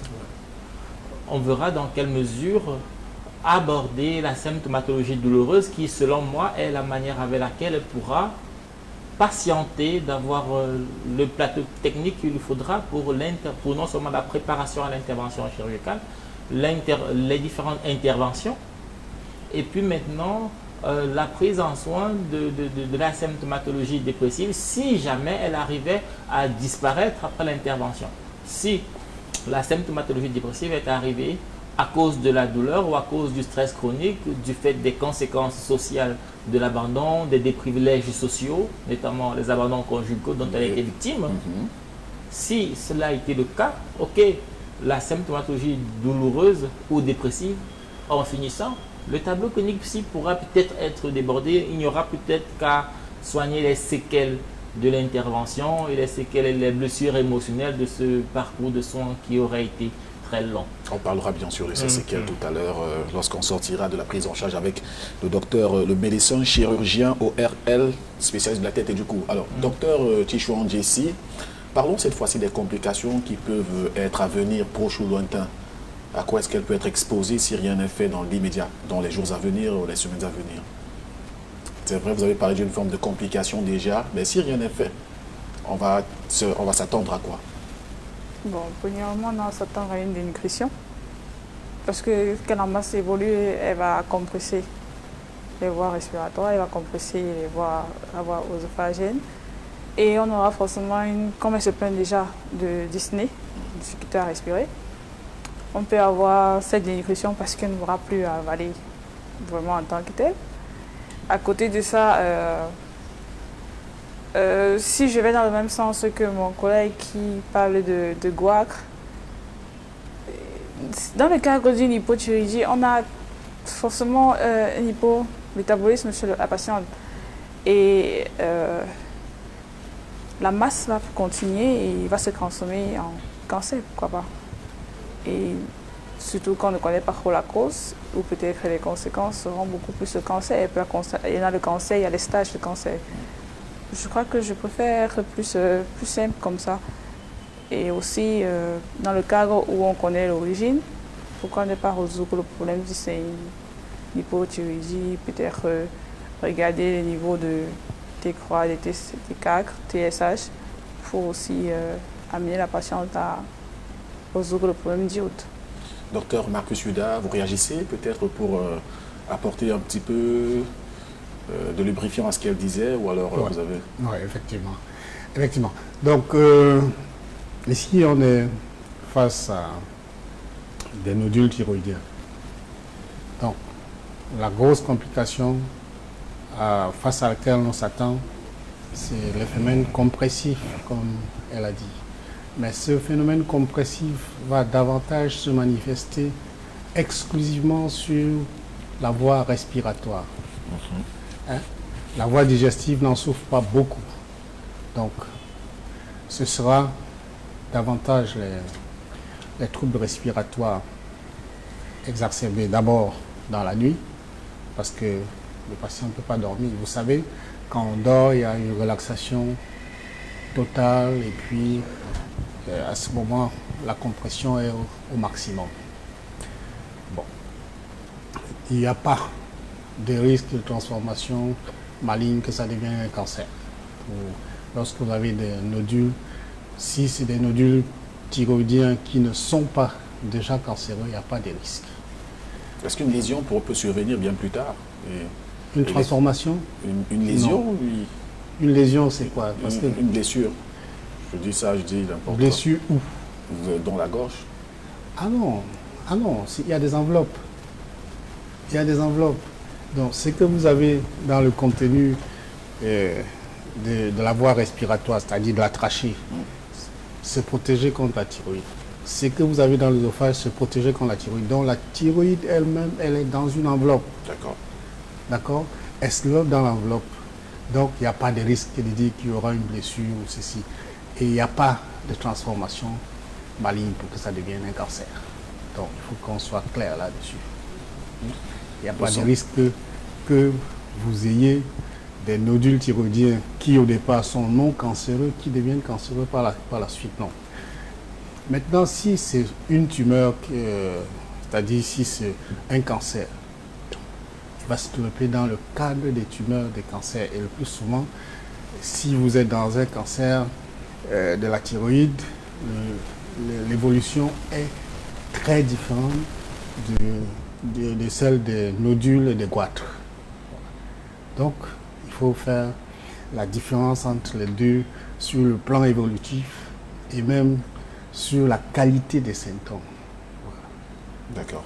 Merci d'être avec nous. Merci surtout de terminer votre fin de soirée en notre compagnie. Vous faites bien car c'est de façon utile. Nous sommes là pour sauver des vies. Et vous également, vous avez votre partition à jouer. Elle est toute simple. Vous nous envoyez vos efforts. Vous nous envoyez bien sûr vos contributions qui sont les bienvenues. Et puis on saura orienter cela en faveur de notre patiente de ce soir. Elle, c'est Madame Gimbous Madeleine. 24 années par là déjà de maladie, que ça dure et elle souffre. Mais alors, le martyr. Merci d'avoir bien sûr un petit béguin de compassion pour elle. Envoyez vos dons, donnez car qui donne prête à Dieu. Il y a beaucoup de bonheur à donner qu'à recevoir. Alors, docteur Belinga, les goitres chez les enfants, avec docteur Marcus Oyuda tout à l'heure, on disait que ça apparaît à partir de la puberté. Est-ce que l'on peut développer un goitre étant plus jeune? La réponse, elle est directe, oui. On peut développer un goitre étant plus jeune, c'est bien possible. Parce qu'il y a des goitres, il y a des enfants qui naissent avec des goitres congénitales. Ça veut dire un enfant il naît avec ce goitre-là, c'est possible. Mais il est important de noter que c'est rare. Parce qu'il y a une possibilité, mais est-ce que c'est commun? Non, c'est rare. C'est difficile de rencontrer un enfant avec un goitre. C'est difficile. Mais c'est possible de voir un goitre congénital, mais pas héréditaire, parce qu'il faut aussi savoir faire le distinguo. C'est différent. Donc un enfant il naît avec un goitre qui est congénital, peut-être dû à ce que la maman consommait, peut-être dû à des facteurs qui ont affecté le fœtus, c'est possible. Mais pas dit que comme maman elle a un goitre, l'enfant qu'elle va accoucher directement là, il aura aussi un goitre. La preuve c'est que Madame Gimbous, ce soir, elle a dit que ça a commencé lorsqu'elle était enceinte, mais l'enfant qu'elle a accouché, il n'a pas de goitre. Si elle nous a caché cette information. Je crois que ça rassure bien sûr les téléspectateurs qui nous regardent. Oui, ils doivent être rassurés. Vous avez un goitre, vous pouvez accoucher, vos enfants, ils n'auront pas de goitre. C'est pas congénital, c'est pas héréditaire, mais c'est congénital. D'accord. Alors, David Domguié, vous êtes psychologue et clinicien, je préfère le rappeler. Alors, la symptomatologie douloureuse, vous avez mis des protocoles pour permettre à certaines personnes, d'ailleurs, vous avez des capsules qui sont en ligne sur des plateformes. Symptomatologie douloureuse, pour le cas de ce soir, comment fait-on pour réparer cela chez cette dame? Tout va commencer par un diagnostic étiologique au niveau psychologique. Parce que même si ça fait mal, on ne va pas dire que ça fait mal juste parce qu'il y a, une atteinte physique, même si la douleur est d'abord sensorielle discriminatoire dans la mesure où ça tient compte de la quantité des lésions. Mais on va surtout noter que la douleur est aussi émotionnelle dépendante, donc elle dépend essentiellement des émotions, et puis la douleur dépend aussi de l'évaluation cognitive que j'en fais. Lorsqu'on dit que la douleur est émotionnelle et dépendante, ça veut dire que toutes les blessures émotionnelles que moi j'ai rencontrées dans ma vie, si jamais elles s'interpellaient dans ma conscience au moment où j'ai mal, cela pourrait exacerber la symptomatologie douloureuse et la qualité de l'évaluation. Ben là, si on dit aussi que la douleur est évaluatrice et cognitive, ça veut dire qu'elle dépend des processus cognitifs qui évaluent les situations. S'il y a des processus cognitifs qui sont tels que lorsque j'ai mal, mon cerveau interpelle cette douleur, cette sensation douloureuse comme étant insolvable, ou encore catastrophique, ou encore juste mortel, il est normal que ça me fasse plus mal et qu'un paracétamol ne suffise plus lorsqu'il fallait juste un. Maintenant, en ce qui concerne les protocoles de soins, il va être question d'identifier pour la patiente c'est quoi les différents aspects cognitifs et émotionnels qui sont interpellés lorsqu'elle a mal. On va être très prudent parce que soigner quelqu'un qui a eu plusieurs expériences douloureuses, plusieurs expériences psychotraumatiques du fait de la sensation douloureuse sera un peu différent du soin de toute personne qui aura juste eu une sensation douloureuse mesurée à l'EVA à 5 ou à 6. Celui qui s'est clairement évanoui, lorsqu'il a eu une sensation douloureuse, il aura un protocole de soins différent de celui qui sent juste qu'il ne peut plus supporter et qu'il faut absolument qu'il se mette à courir, qu'il se mette forcément à écrire ou à manger quelque chose vite ou bien à déverser la colère sur quelqu'un. Donc, c'est des protocoles différents et on va devoir lui faire une belle et petite évaluation qui peut se faire en une temps, juste pour voir le genre de stratégie psychothérapeutique que l'on pourrait lui proposer en autothérapie, le temps elle-même de surroder et de voir et de nous permettant de voir comment est-ce qu'on pourrait évoluer, de palier. Parce qu'en psychothérapie, il va avoir des puissances ou des quantums de réparation des exercices psychothérapeutiques. Il y a un exercice qui pourra marcher pour quelqu'un qui a une douleur de 2 à 3 ou à 4, mais il y en a qui ne pourront marcher que pour quelqu'un qui ne pourra pas marcher à quelqu'un qui sent mal à 8 ou à 9 ou à 10. Donc des fois, on va s'abstenir de prescrire des exercices de contrôle de la douleur sans évaluation préalable, sinon on fera du surplace. Mais sinon, il existe des exercices que l'on pourra lui proposer. On verra avec la régie comment comment la connecter avec les liens pour qu'elle arrive déjà elle-même dès ce soir à profiter de ces protocoles de relaxation qu'on a prévu à cet effet. En attendant, bien sûr, de lui offrir une séance d'évaluation clinique pour voir comment mieux l'aider. D'accord. Alors, avant de revenir au spécialiste Dr Marcus Youda, j'ai une question pour Dr Chichouang Jessie. J'aimerais bien savoir, elle qui était chantre à l'église, elle faisait partie de la chorale, nous a-t-elle fait comprendre. Est-ce qu'il est possible qu'elle puisse perdre cette corde vocale, je veux dire, perdre sa voix?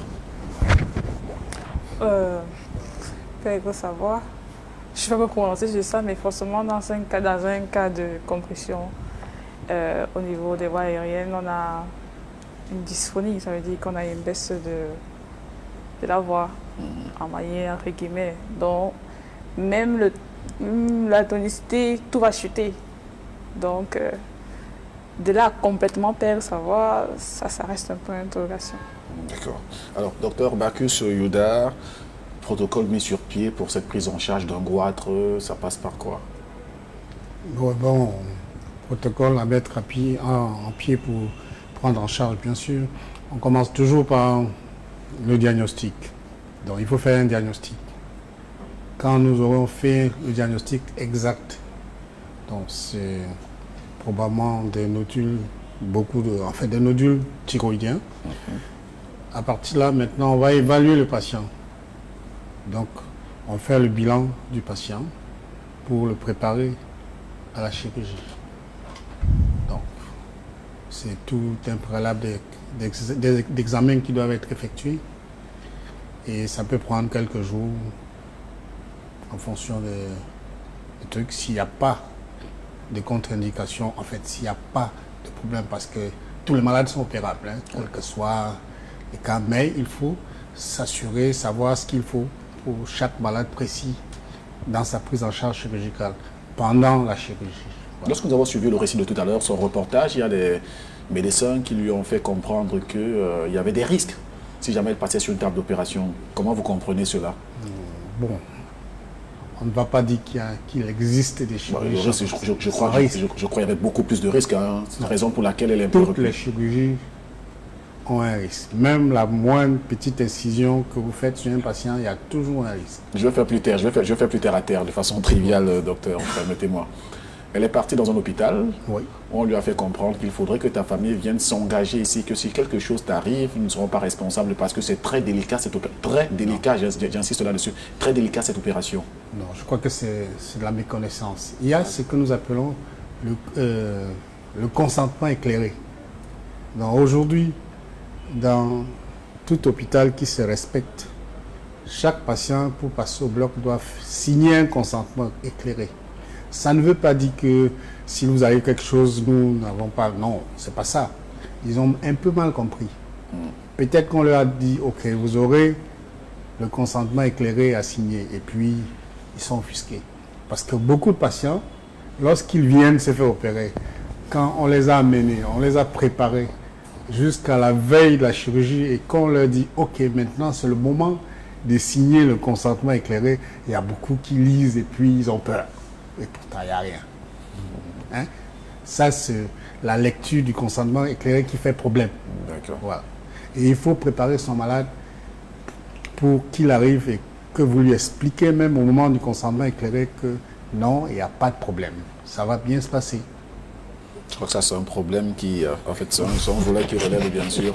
Il y a eu beaucoup d'inquiétudes. Hein. Pour elle, elle m'a dit, elle nous a confié dans ce reportage qu'elle est rentrée chez elle. Elle a il y a ce qu'on appelle le consentement éclairé. D'accord. Oui. Les patients ne comprennent pas ce que ça veut dire consentement éclairé. Donc, on vous a dit, à la fin, vous dites je consens. Le médecin m'a édifié, il m'a éclairé et je consens qu'il m'opère. C'est ce que ça veut dire, c'est tout. Ouais. Voilà. D'accord. Alors, David, on ne pourra pas parler de prise en charge de ce côté sans parler de prise en charge psychologique quand même. Au sorti de là, après une opération chirurgicale, quel est le travail à faire pour le psychologue? Tout va dépendre d'abord, Martin, merci pour la question, je la trouve intéressante. Tout va dépendre de la quantité de rémission qu'on a pu observer après l'intervention. On ne va pas se tromper. L'intervention ne se passe pas forcément sans douleur. Ça fait un peu mal. Juste après l'intervention, ça fait mal. Mais aussi, si l'intervention s'est bien passée, que je me sens mieux, j'aurai déjà le plaisir d'avoir traversé cette étape.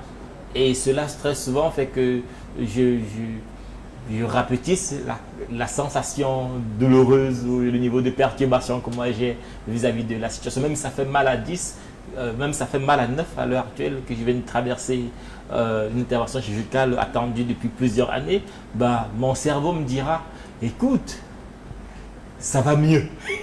Et cette évaluation mentale, cette évaluation cognitive, est souvent ce qui vient donner une rétroaction négative à la sensation elle-même, qui dit, ok, attends, alors c'est mieux que tu te calmes un peu parce que ça va quand même mieux.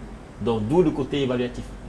Donc, maintenant, si elle sort de l'hôpital, il sera question d'évaluer actuellement comment est-ce qu'elle voit l'avenir.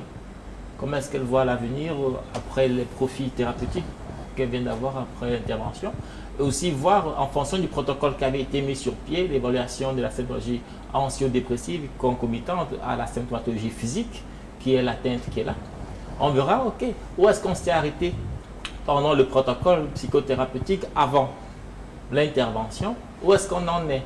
Y a-t-il des croyances, des schémas ou encore des manières croyances et schémas, des manières de penser qui ont été greffées à la souffrance?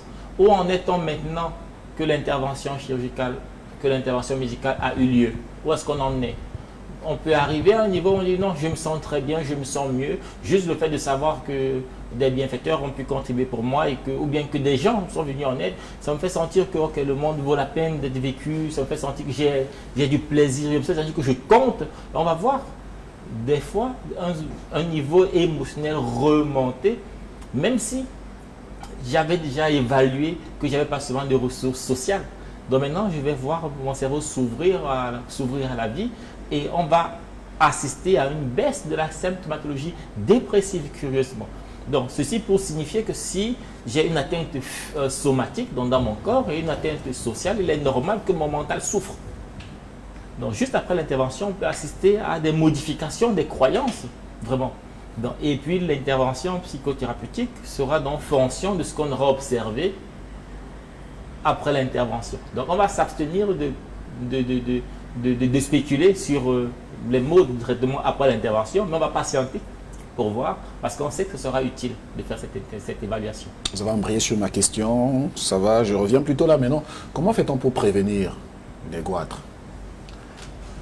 Déjà, pour prévenir des goitres, c'est difficile. C'est vraiment difficile. Arrêtez de manger du manioc. C'est pourquoi je dis c'est difficile. C'est pourquoi je dis c'est tellement difficile. Mais généralement, ce que nous allons faire, c'est...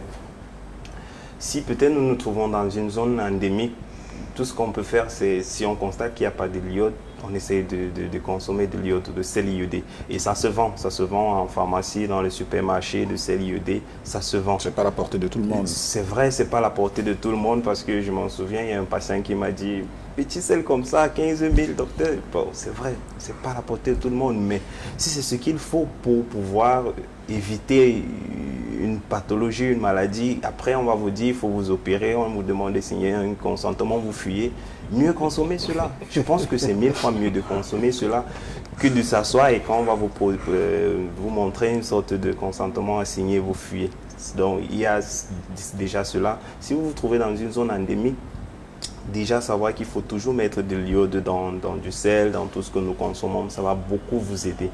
Autre chose, c'est que si vous aviez eu un parent qui a eu cette maladie-là, si peut-être je suis avec un parent, il a cette maladie-là, il est probable, ça peut arriver, que nous soyons exposés. Et maintenant, lorsque nous savons déjà que, bon, maman, elle a eu le goitre, peut-être je peux aussi avoir le goitre. Parce que si je vis avec maman et que nous consommons les mêmes repas et qu'elle a eu un goitre, je peux aussi avoir un goitre. Donc, déjà avoir dans la tête que on a des gens qui ont eu le goitre peut déjà nous pousser à faire des recherches.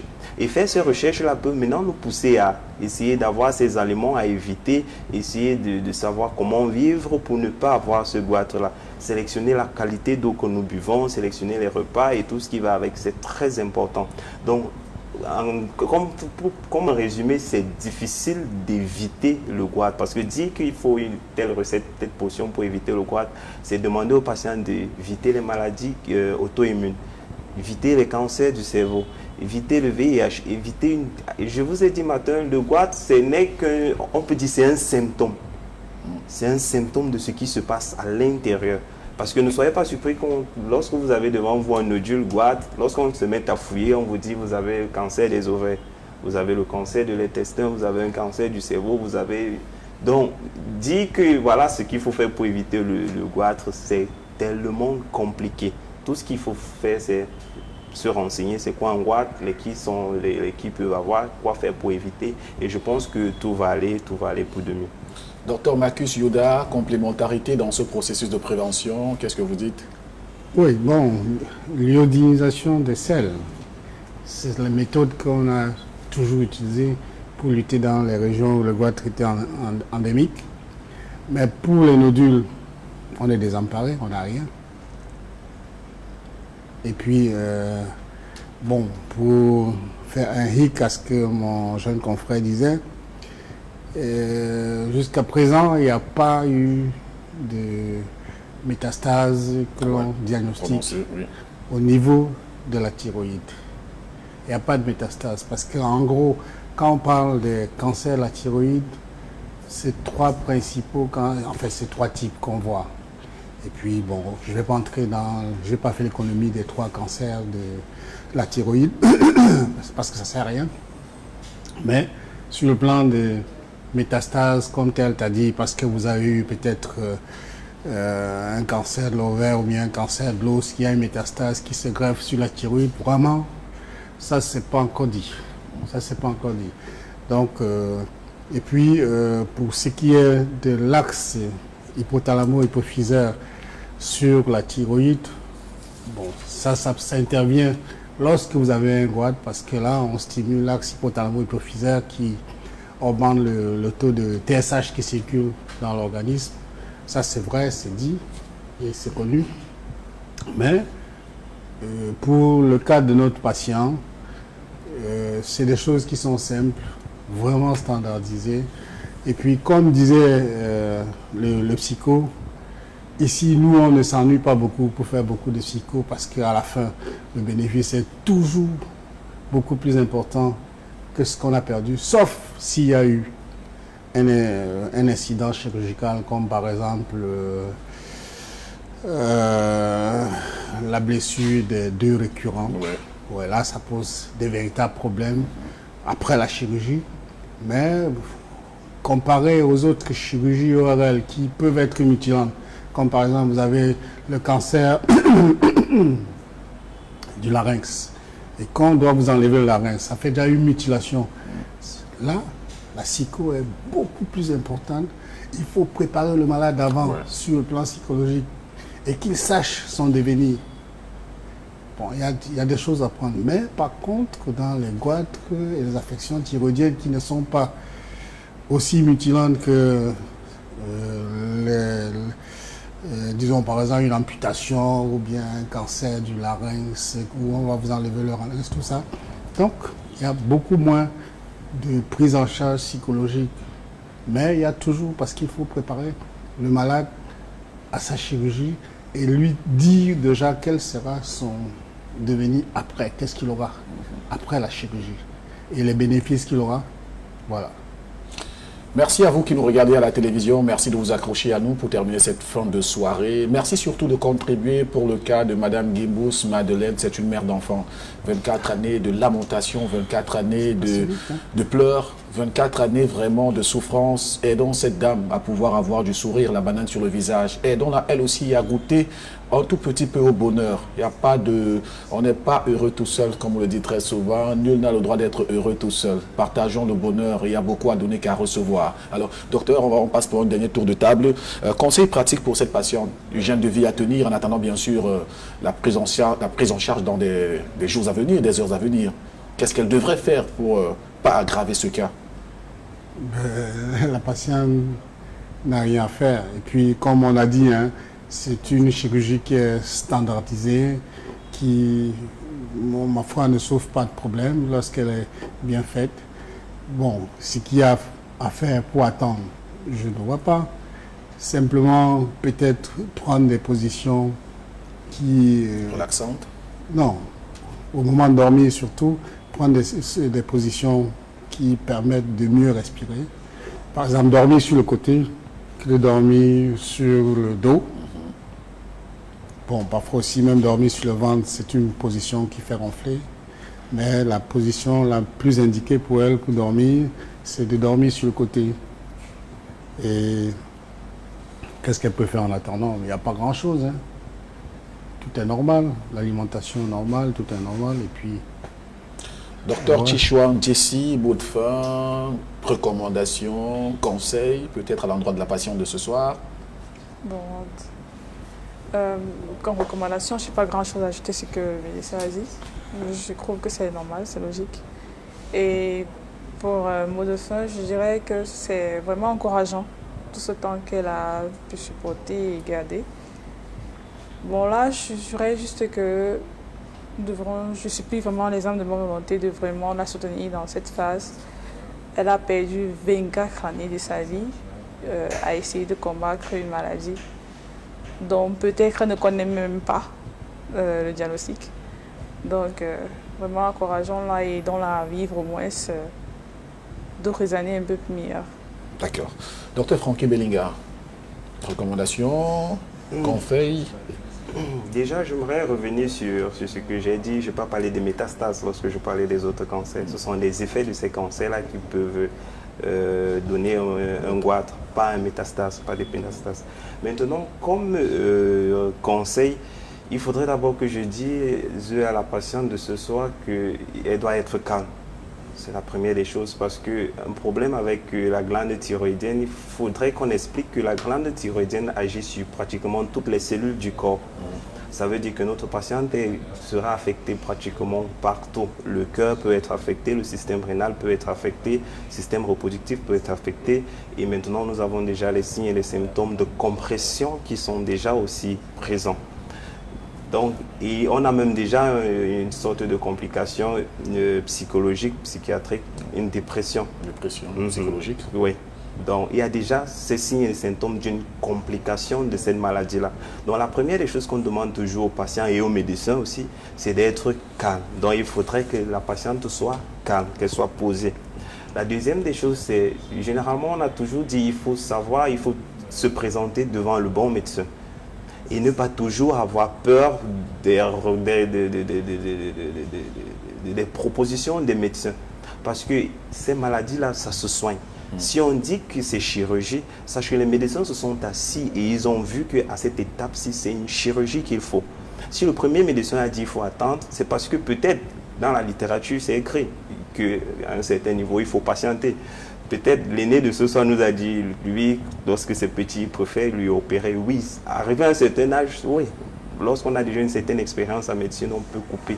Mais généralement, certaines personnes se basent sur la littérature. Lorsque c'est encore petit, ils préfèrent attendre. Comme pour lui dire, elle doit rester calme, à l'heure actuelle, il faudrait qu'elle sache et qu'on lui dise que c'est la chirurgie. Il n'y a pas de chemin actuellement, c'est la chirurgie. Parce qu'on a déjà ces symptômes-là de compression et de complications.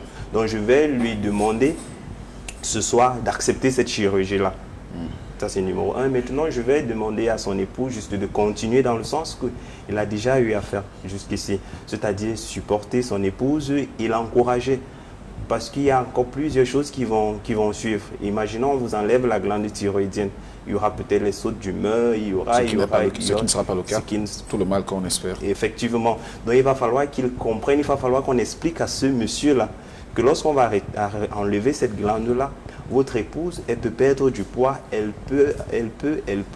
Et lorsqu'on va lui expliquer et qu'elle va voir ça se manifester, lui aussi va rester calme. Et maintenant, à tout le monde qui l'entoure, c'est déjà d'éviter ces doigts-là, qu'on ne lui pointe pas du doigt. C'est quelque chose qui s'explique, c'est quelque chose qui est gérable. Il faut juste les fonds. C'est pourquoi nous allons demander à tout le monde qui nous suit ce soir de pouvoir mettre les mains ensemble pour pouvoir sauver notre patiente de ce soir, parce que c'est gérable. C'est une synergie d'action, d'ailleurs, qui devra être mise en place dès ce soir. Merci de contribuer. Aidons cette femme, ayons le dessus sur la mort, sur la maladie. Soyons les acteurs qui donneront certainement une chance à une autre personne. Je le disais tantôt, il y a beaucoup de bonheur à donner qu'à recevoir. David Omguié, mot de fin pour cette partie. On proposera à la dame, on proposera à la patiente 2 activités. La première activité sera de procéder dorénavant à des méthodes de respiration qu'on va appeler des respirations abdominales. Ça va consister à inspirer pendant 4 secondes en gonflant le ventre. Donc, on va dire inspirer pendant 2 secondes en gonflant le ventre et puis expirer par la bouche en faisant rentrer le ventre. Mais là, pendant 4 secondes, ça va lui apprendre à faire de la respiration patiente. Cela fera que lorsqu'il y aura peu d'air, lorsqu'elle sera mal à l'aise, qu'elle ait appris à être patiente pendant son expiration. Elle peut faire cette activité pendant 2 minutes le matin, 2 minutes le midi et 2 minutes le soir. Ensuite, quelque chose qui pourrait être utile au niveau mental va être le recueil des déclencheurs de stress. On va lui proposer de prendre un cahier de 32 pages et que chaque page soit la date d'un jour et d'y inscrire toutes les choses auxquelles elle a pensé et toutes les choses qui l'ont amené à avoir des émotions désagréables, juste de les noter. Qu'à chaque fois que cela arrive, qu'elle note. Nous sommes sûrs qu'elle est capable de nous entendre maintenant. Donc 2 choses. La première chose, une respiration. Inspiration de 2 secondes en gonflant le ventre. Et puis expiration de 4 secondes en faisant le ventre entrer. C'est la première. Et puis la deuxième maintenant sera de prendre un cahier de 32 pages, d'écrire chaque jour tout ce qui vient dans ma tête et tout ce que je regarde qui a pu me faire soulever des émotions. Prendre cela, enlever de ma tête et poser sur un support. Cela va nous apprendre à nous détacher des pensées qui viennent nous perturber. On commence par ça. Le temps qu'on voit avec la régie pour lui communiquer la plateforme. Avec la régie, j'espère bien sûr qu'elle est en combinaison avec nous pour qu'on puisse mieux appréhender ce que vous nous donnez comme capsule ce soir. Dans un court moment, nous recevrons Dame Tembe. Ce sera bien sûr le moment du bilan des contributions, mais aussi on fera bien sûr, on jettera un coup d'œil dans notre rétroviseur pour voir le cas passé, ou alors les cas passés en semaine dernière pour un récap. Docteur Youda, merci infiniment. Je rappelle que vous êtes médecin ORL, chirurgien du cou et de la tête. Vous nous faites d'amitié à chacune des occasions qu'en votant le carton d'invitation. Merci infiniment pour votre disponibilité. Merci. Docteur Chichouan Jessica, Jessie, vous êtes médecin généraliste, vous travaillez dans le 5e arrondissement de Douala. Merci pour votre disponibilité et merci de la promptitude. Merci, Mata. Docteur Frankie Bellinga, vous êtes dans le 4e arrondissement, vous travaillez dans une clinique de la place. Merci également pour votre confiance à cette émission que vous nous renouvelez à chacune des occasions. David Omguier, merci infiniment pour votre présence. Vous êtes psychologue clinicien. Merci infiniment d'être passé sur ce plateau. Dans un court moment, je le disais, Madame Tembe sera là, mais avant, si on peut aller prendre en image le cas de bébé Michel qui a commencé véritablement une prise en charge du côté de Yaoundé. Il a connu une opération qui s'est mais alors superbement bien passée. Tout ce qu'on veut encore de vous, c'est de récolter les fonds pour nous permettre d'éponger la dette de ce côté de Yaoundé. On va d'abord en image et puis on revient sur le plateau avec Dame Tembe. A tout de suite pour la suite. Michel a tout basculé dans leur vie. Bonsoir monsieur. Moi c'est Madame Tanke Tatiana, épouse Nkaa. Je suis la mère de bébé Michel qui est malade. J'ai conçu bébé Michel en 2019. J'ai fait les visites normalement, il n'y avait pas de problème. Jusqu'à 8 mois 2 semaines. Quand je pars à l'hôpital pour la dernière visite, mon gynécologue me dit présentement là, tes bébés ne se sentent pas bien parce que ce sont les jumeaux. Il y a un qui est mal placé. Il faut qu'on t'opère. Bon, on m'a opéré. On m'a opéré le 2 novembre 2020. On a pris bébé Michel. Il avait un problème. Il n'avait pas la force de téter. La pédiatre m'a dit on va mettre le bébé à la couveuse pour 24 heures. On a mis bébé Michel à la couveuse le lundi à 8 heures et il est ressorti mardi à 8 heures. Il a un peu eu la force, il a tété. Après, nous sommes sortis. J'ai constaté un mois après que bébé Michel avait une toux, il toussait énormément. Je suis repartie à P4S où ils sont nés. J'ai rencontré la pédiatre. Ils ont fait ce qu'ils pouvaient faire. Après, il m'a dit tu dois faire une radio de thorax. Parce que la façon que bébé Michel tousse, il peut avoir un problème. Bon, nous sommes allés faire la radio, rentrer là-bas. Elle nous a dit, bébé Michel ne respire pas bien, il doit avoir un problème cardiaque. Bébé Michel toussait, il s'étouffait. Et nous, on s'est dirigé vers Padre Pio. À Padre Pio, donc, on nous a prescrit les échos-cœurs auxquels nous avons fait les échographies du cœur pour voir de quoi il est question. Le cardiologue de Padre Pio nous a fait part donc que ça pouvait aller, que bébé Michel en grandissant, ça pouvait aller. Bon, on était tout dans l'espoir que ça devait aller. L'attente se fera longue pour les parents de bébé Michel qui n'observeront aucun changement jusque-là. Inquiète de l'état qui se dégrade au fil du temps, la famille va reprendre le trajet médical à la force de leurs moyens. Après, il n'y avait pas toujours changement. Je suis allée à l'hôpital général rencontrer le professeur Kamdem. 4 mois après, il n'y avait pas toujours de changement. 4 mois. En ce moment, bébé Michel avait 5 mois. Ils avaient 5 mois. Le professeur Kamdem a examiné, elle a prescrit l'écho-cœur. Elle aussi, elle a refait elle-même. Elle m'a confirmé que bébé Michel a réellement un problème cardiaque. Elle aussi, elle m'a dit qu'on doit patienter. Et elle a mis bébé Michel sur Captopril, c'est un antibiotique. Elle m'avait dit que c'était pour soutenir le cœur, en attendant de voir s'il y aura changement. Jusqu'à aujourd'hui, il n'y a pas eu changement. Bébé Michel a changé encore d'un coup. Il est devenu tout pâle, il toussait comme d'habitude, il s'étouffait. Et donc pour mon téléphone, j'ai contacté mon cousin du côté de Yaoundé. J'ai dit mon frère, jusqu'à là, ça ne va pas sur la situation de l'enfant dont tu connais depuis un bon bout de temps. Il m'a dit, viens sur Yaoundé, il y a un cardiologue au nom de Dr Tsagé. Il dit, ok, cousin, laisse-moi un peu le temps de me battre et d'avoir un peu de sous pour pouvoir venir. Non, Michel avait déjà 2 ans. Il avait déjà 2 ans. Je me suis battu. On a pu avoir quelque chose où on s'est dirigé sur Yaoundé pour la rencontre du Dr Tsagé avec mon cousin Dji. Nous sommes allés rencontrer le Dr Tsagé. Il nous a donné le rendez-vous, nous sommes allés le rencontrer. Il a pris bébé Michel, il a mis sur sa table, il a encore refait l'échographie, l'écho-cœur. Il nous a dit, bébé Michel ne peut que passer à une chirurgie. Quel constat ce qu'on doit faire, il va seulement passer à une chirurgie. Je suis allée rencontrer notre cardiologue à Yaoundé.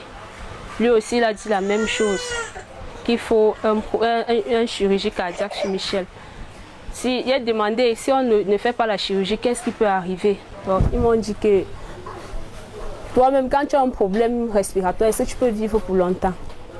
Il a dit non. Il a dit donc, il faut chercher l'argent. On doit faire une chirurgie sur bébé Michel. Et la somme qu'ils ont demandée est tellement énorme. Les différents examens effectués ont tous révélé un problème cardiaque chez cet enfant. Le temps n'ayant pas corrigé cette anomalie, il ne restera plus qu'à avoir recours à une chirurgie selon les spécialistes. Collins et Tatiana, les parents, sont des jeunes de brouillard qui ont épuisé toute leur voie de recours à un soutien financier. Moi, présentement, je n'ai pas d'activité. C'est mon mari qui se bat parfois. Il est chauffeur, il y a des moments où on l'appelle. Il y a des moments où on l'appelle pour un voyage. Il risque parfois sa vie parce qu'il veut nous mettre à l'aise. On loue souvent la voiture, il conduit les gens, il voyage.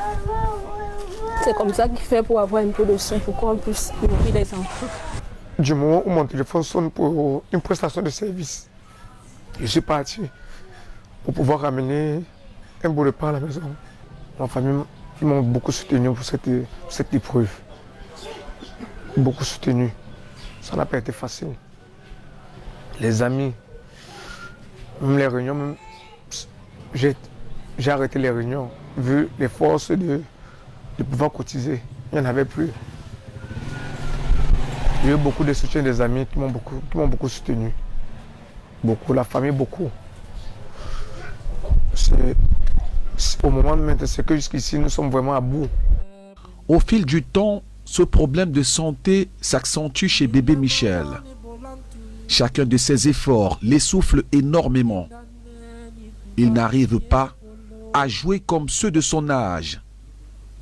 Bébé Michel combat contre la mort à chaque moment, même dans son sommeil.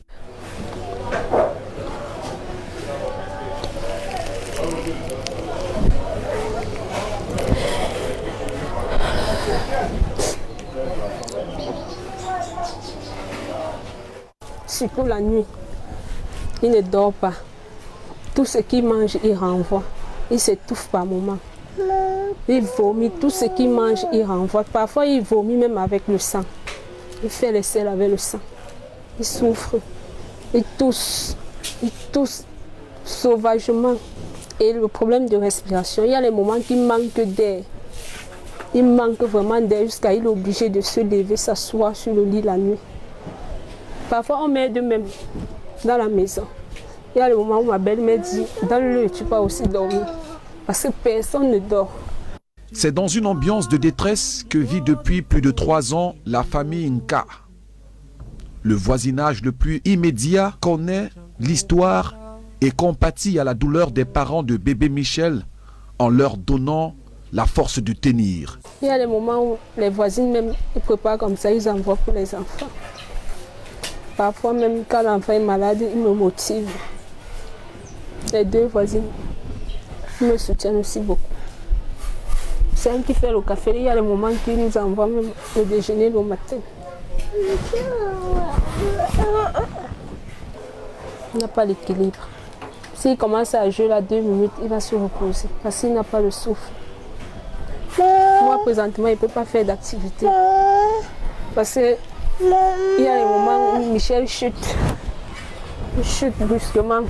Je ne peux rien faire. De peur que je commence même le travail de quelqu'un. Aujourd'hui, je travaille, demain, j'arrête. C'est pas bien. Je suis obligée de rester à la maison pour contrôler bébé Michel. Je suis Madame Djinan, la voisine directe de bébé Michel. Nous sommes bien en bon accord, moi et la maman et même les grands-parents, nous sommes de bons voisinages. Mais le jour qu'on a accouché les jumeaux, je suis partie là-bas pour voir les enfants. Dès que je suis arrivée, la mère de bébé me dit que tu vas porter seulement un enfant. Je dis comment? On ne peut pas porter un enfant. Elle dit que non, le docteur interdit qu'on porte l'autre enfant, le bébé Michel, qu'on ne doit pas le porter parce qu'il a mal au cœur. Donc on ne doit pas beaucoup le bouger. Ça m'a frustrée. Ça m'a donné la chair de poule. J'étais dépassée. Et quand j'ai regardé comme ça, la mère a baissé la tête, elle a commencé à pleurer. Je suis seulement sortie parce que je ne pouvais pas supporter.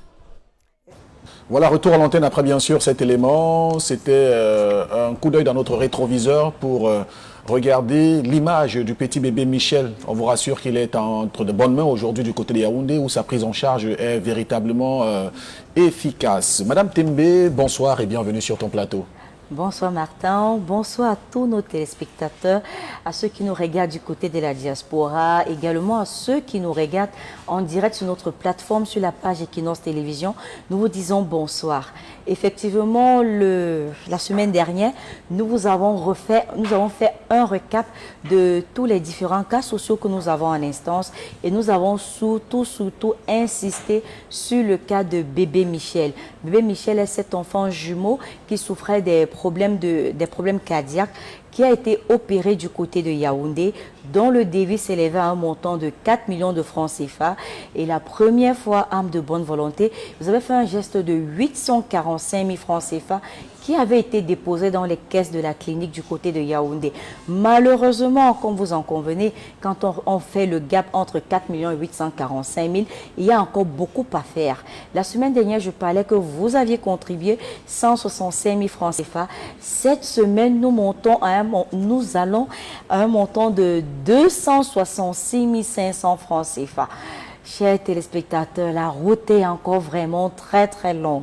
Donc, je vous prie de continuer via les canaux téléphoniques qui s'affichent au bas de votre petit écran à travers le 690 50 50 94 ou le 675 35 25 16 ou mieux encore via notre plateforme dièse 150 étoile 47 dièse, le code 76 71 98 et le nom qui apparaît sur votre petit écran SAS Equinox. La suite, bien sûr, c'est avec ce cas que nous avons reçu ce soir, Madame Gimbous Madeleine. Oui, tout à fait. Comme je lui disais en coulisses, mon bombo, vous avez aussi été très nombreux à compatir pour le cas de Maman Madeleine. Vous avez vraiment été émus. Les coups de fil qu'on recevait, c'était « Assia maman, beaucoup de courage et tout, ça va aller ». Vous avez contribué la somme de 186 600 francs CFA et nous ne pourrons, ça c'est à chaud, c'est-à-dire entre 21h et 22h41 minutes. Vous avez contribué 186 600 francs CFA. Et je ne serais sortie sans remercier ces âmes de bonne volonté qui ont pris la peine pendant la semaine et à chaud de faire ces contributions. Je dirais déjà merci à cette bienfaitrice de Yaoundé du côté de Siméon qui a fait un dépôt de 22 500 francs CFA qui a été réparti entre 5 cas en semaine. Merci également à Madame Christelle Nico Meufengan qui a déposé 10 000 francs CFA pour 2 cas, à savoir bébé Michel et bébé Victoria. Merci à Mama Chokoté du côté de Yaoundé qui a fait un don de 35 000 francs CFA pour le cas de bébé Diane Kesley, notre petite fille qui souffre d'un cancer au niveau du pied. Également, merci à la famille Tchebomou du côté de la diaspora qui a fait un dépôt de 65 000 francs CFA répartis selon les cas suivants. 20 000 francs pour le cas d'Alexis Jordan, 20 000 francs pour bébé Victoria, 20 000 francs pour bébé Michel et 5 500 pour le cas d'Ernest, cancer de la joue. Également à ces jumelles du côté de Paris qui toutes les semaines prend la peine. Je dirais déjà beaucoup de félicitations à l'une des jumelles qui vient de mettre un beau petit bébé au monde, qui a fait un don de 30 000 francs CFA pour le cas de bébé Victoria la semaine dernière et également pour le cas de Maman Madeleine cette semaine. Aussi, merci à cet anonyme à Chalon en France qui a fait un dépôt de 20 335 francs CFA pour le cas de bébé Victoria. Merci à Madame Gamen qui a fait un don de 20 000 francs CFA pour le cas de bébé Victoria de la semaine dernière. Merci également à ce monsieur, à cette famille qui la semaine dernière, je le rappelais, avait fait un don de 500 000 francs CFA qui avait été réparti 200 000 francs pour bébé Victoria, à savoir sous le nom de Bénévole Family.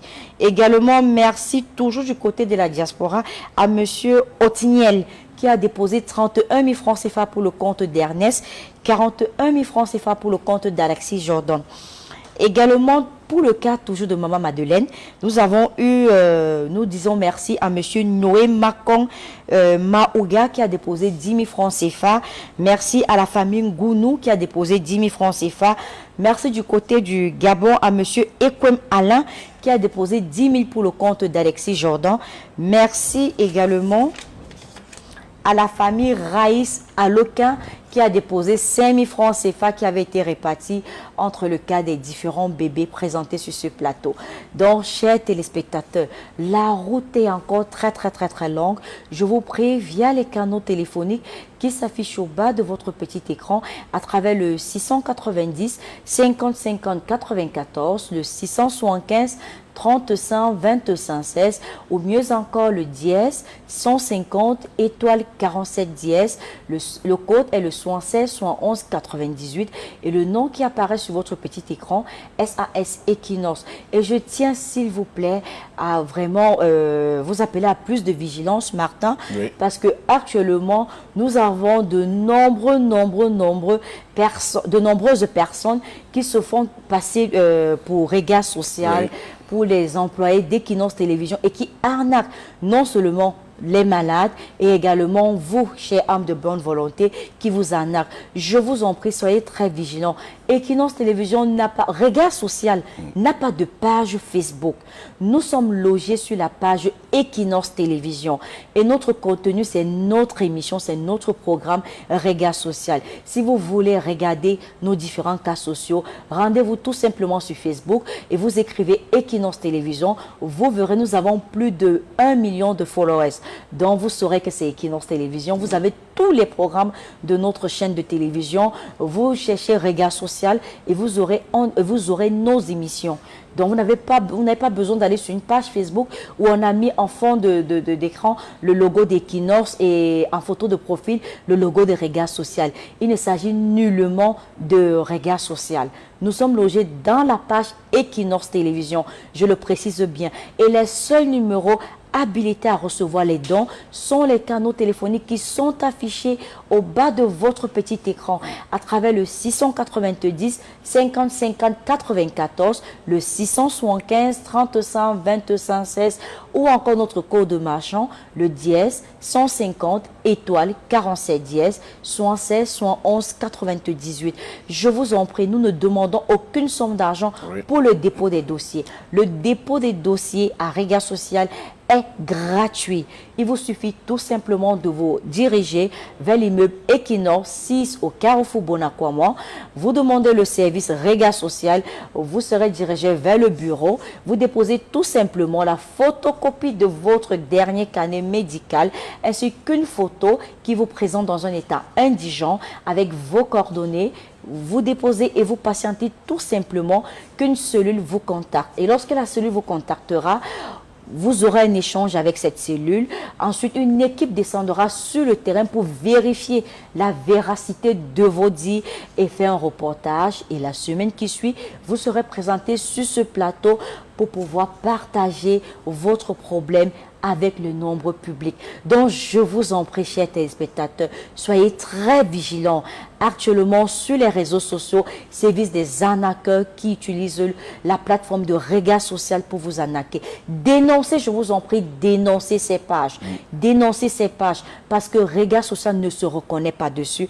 Arrêtez de m'appeler, de me dire, j'ai fait un don à un numéro MTN 677 ou un numéro Orange 699. Non, ce n'est pas Regard Social. Raison pour laquelle votre don ne peut pas être pris en compte. Et la suite des contributions, vous les regardez tout simplement sur notre page Equinox Télévision. Vous avez actuellement la liste des contributions à chaud de Maman Madeleine. Encore merci pour tout. Juste à ta suite pour enchérir, nous ne nous reconnaissons pas dans les pages Facebook où vous verrez bien sûr le logo Equinox et Regard Social. Le dépôt des dossiers ne demande nullement des sous. Vous déposez tout simplement vos dossiers à Equinox Télévision. Il n'y a pas un autre endroit où on dépose des dossiers. Non. Et puis pour la descente sur les terrains, ce n'est pas monnayé. C'est nous qui venons vers vous. On n'a pas besoin que vous veniez vers nous proposer d'argent. Regard Social, c'est une émission sociale qui vient au secours des personnes qui en ont besoin. Merci à toute l'équipe technique autour de Cédric Chouna. Dame Tembe, en mot de fin. Tout simplement, portez-vous bien, soyez très prudents, surtout à cette veille de rentrée scolaire, surtout avec les tout petits, les enfants et tout. Soyez, chers parents, très regardants actuellement, je vous en prie. Merci à Gabriel, merci à Jires Yopa, merci à Carlos Minoué, merci aux diffuseurs de ce soir, d'Eric. Passez une belle fin de soirée. Si jamais vous sortez, sortez couvert. Surtout, n'oubliez pas de vous laver les mains avec de l'eau coulante et du savon. À très vite.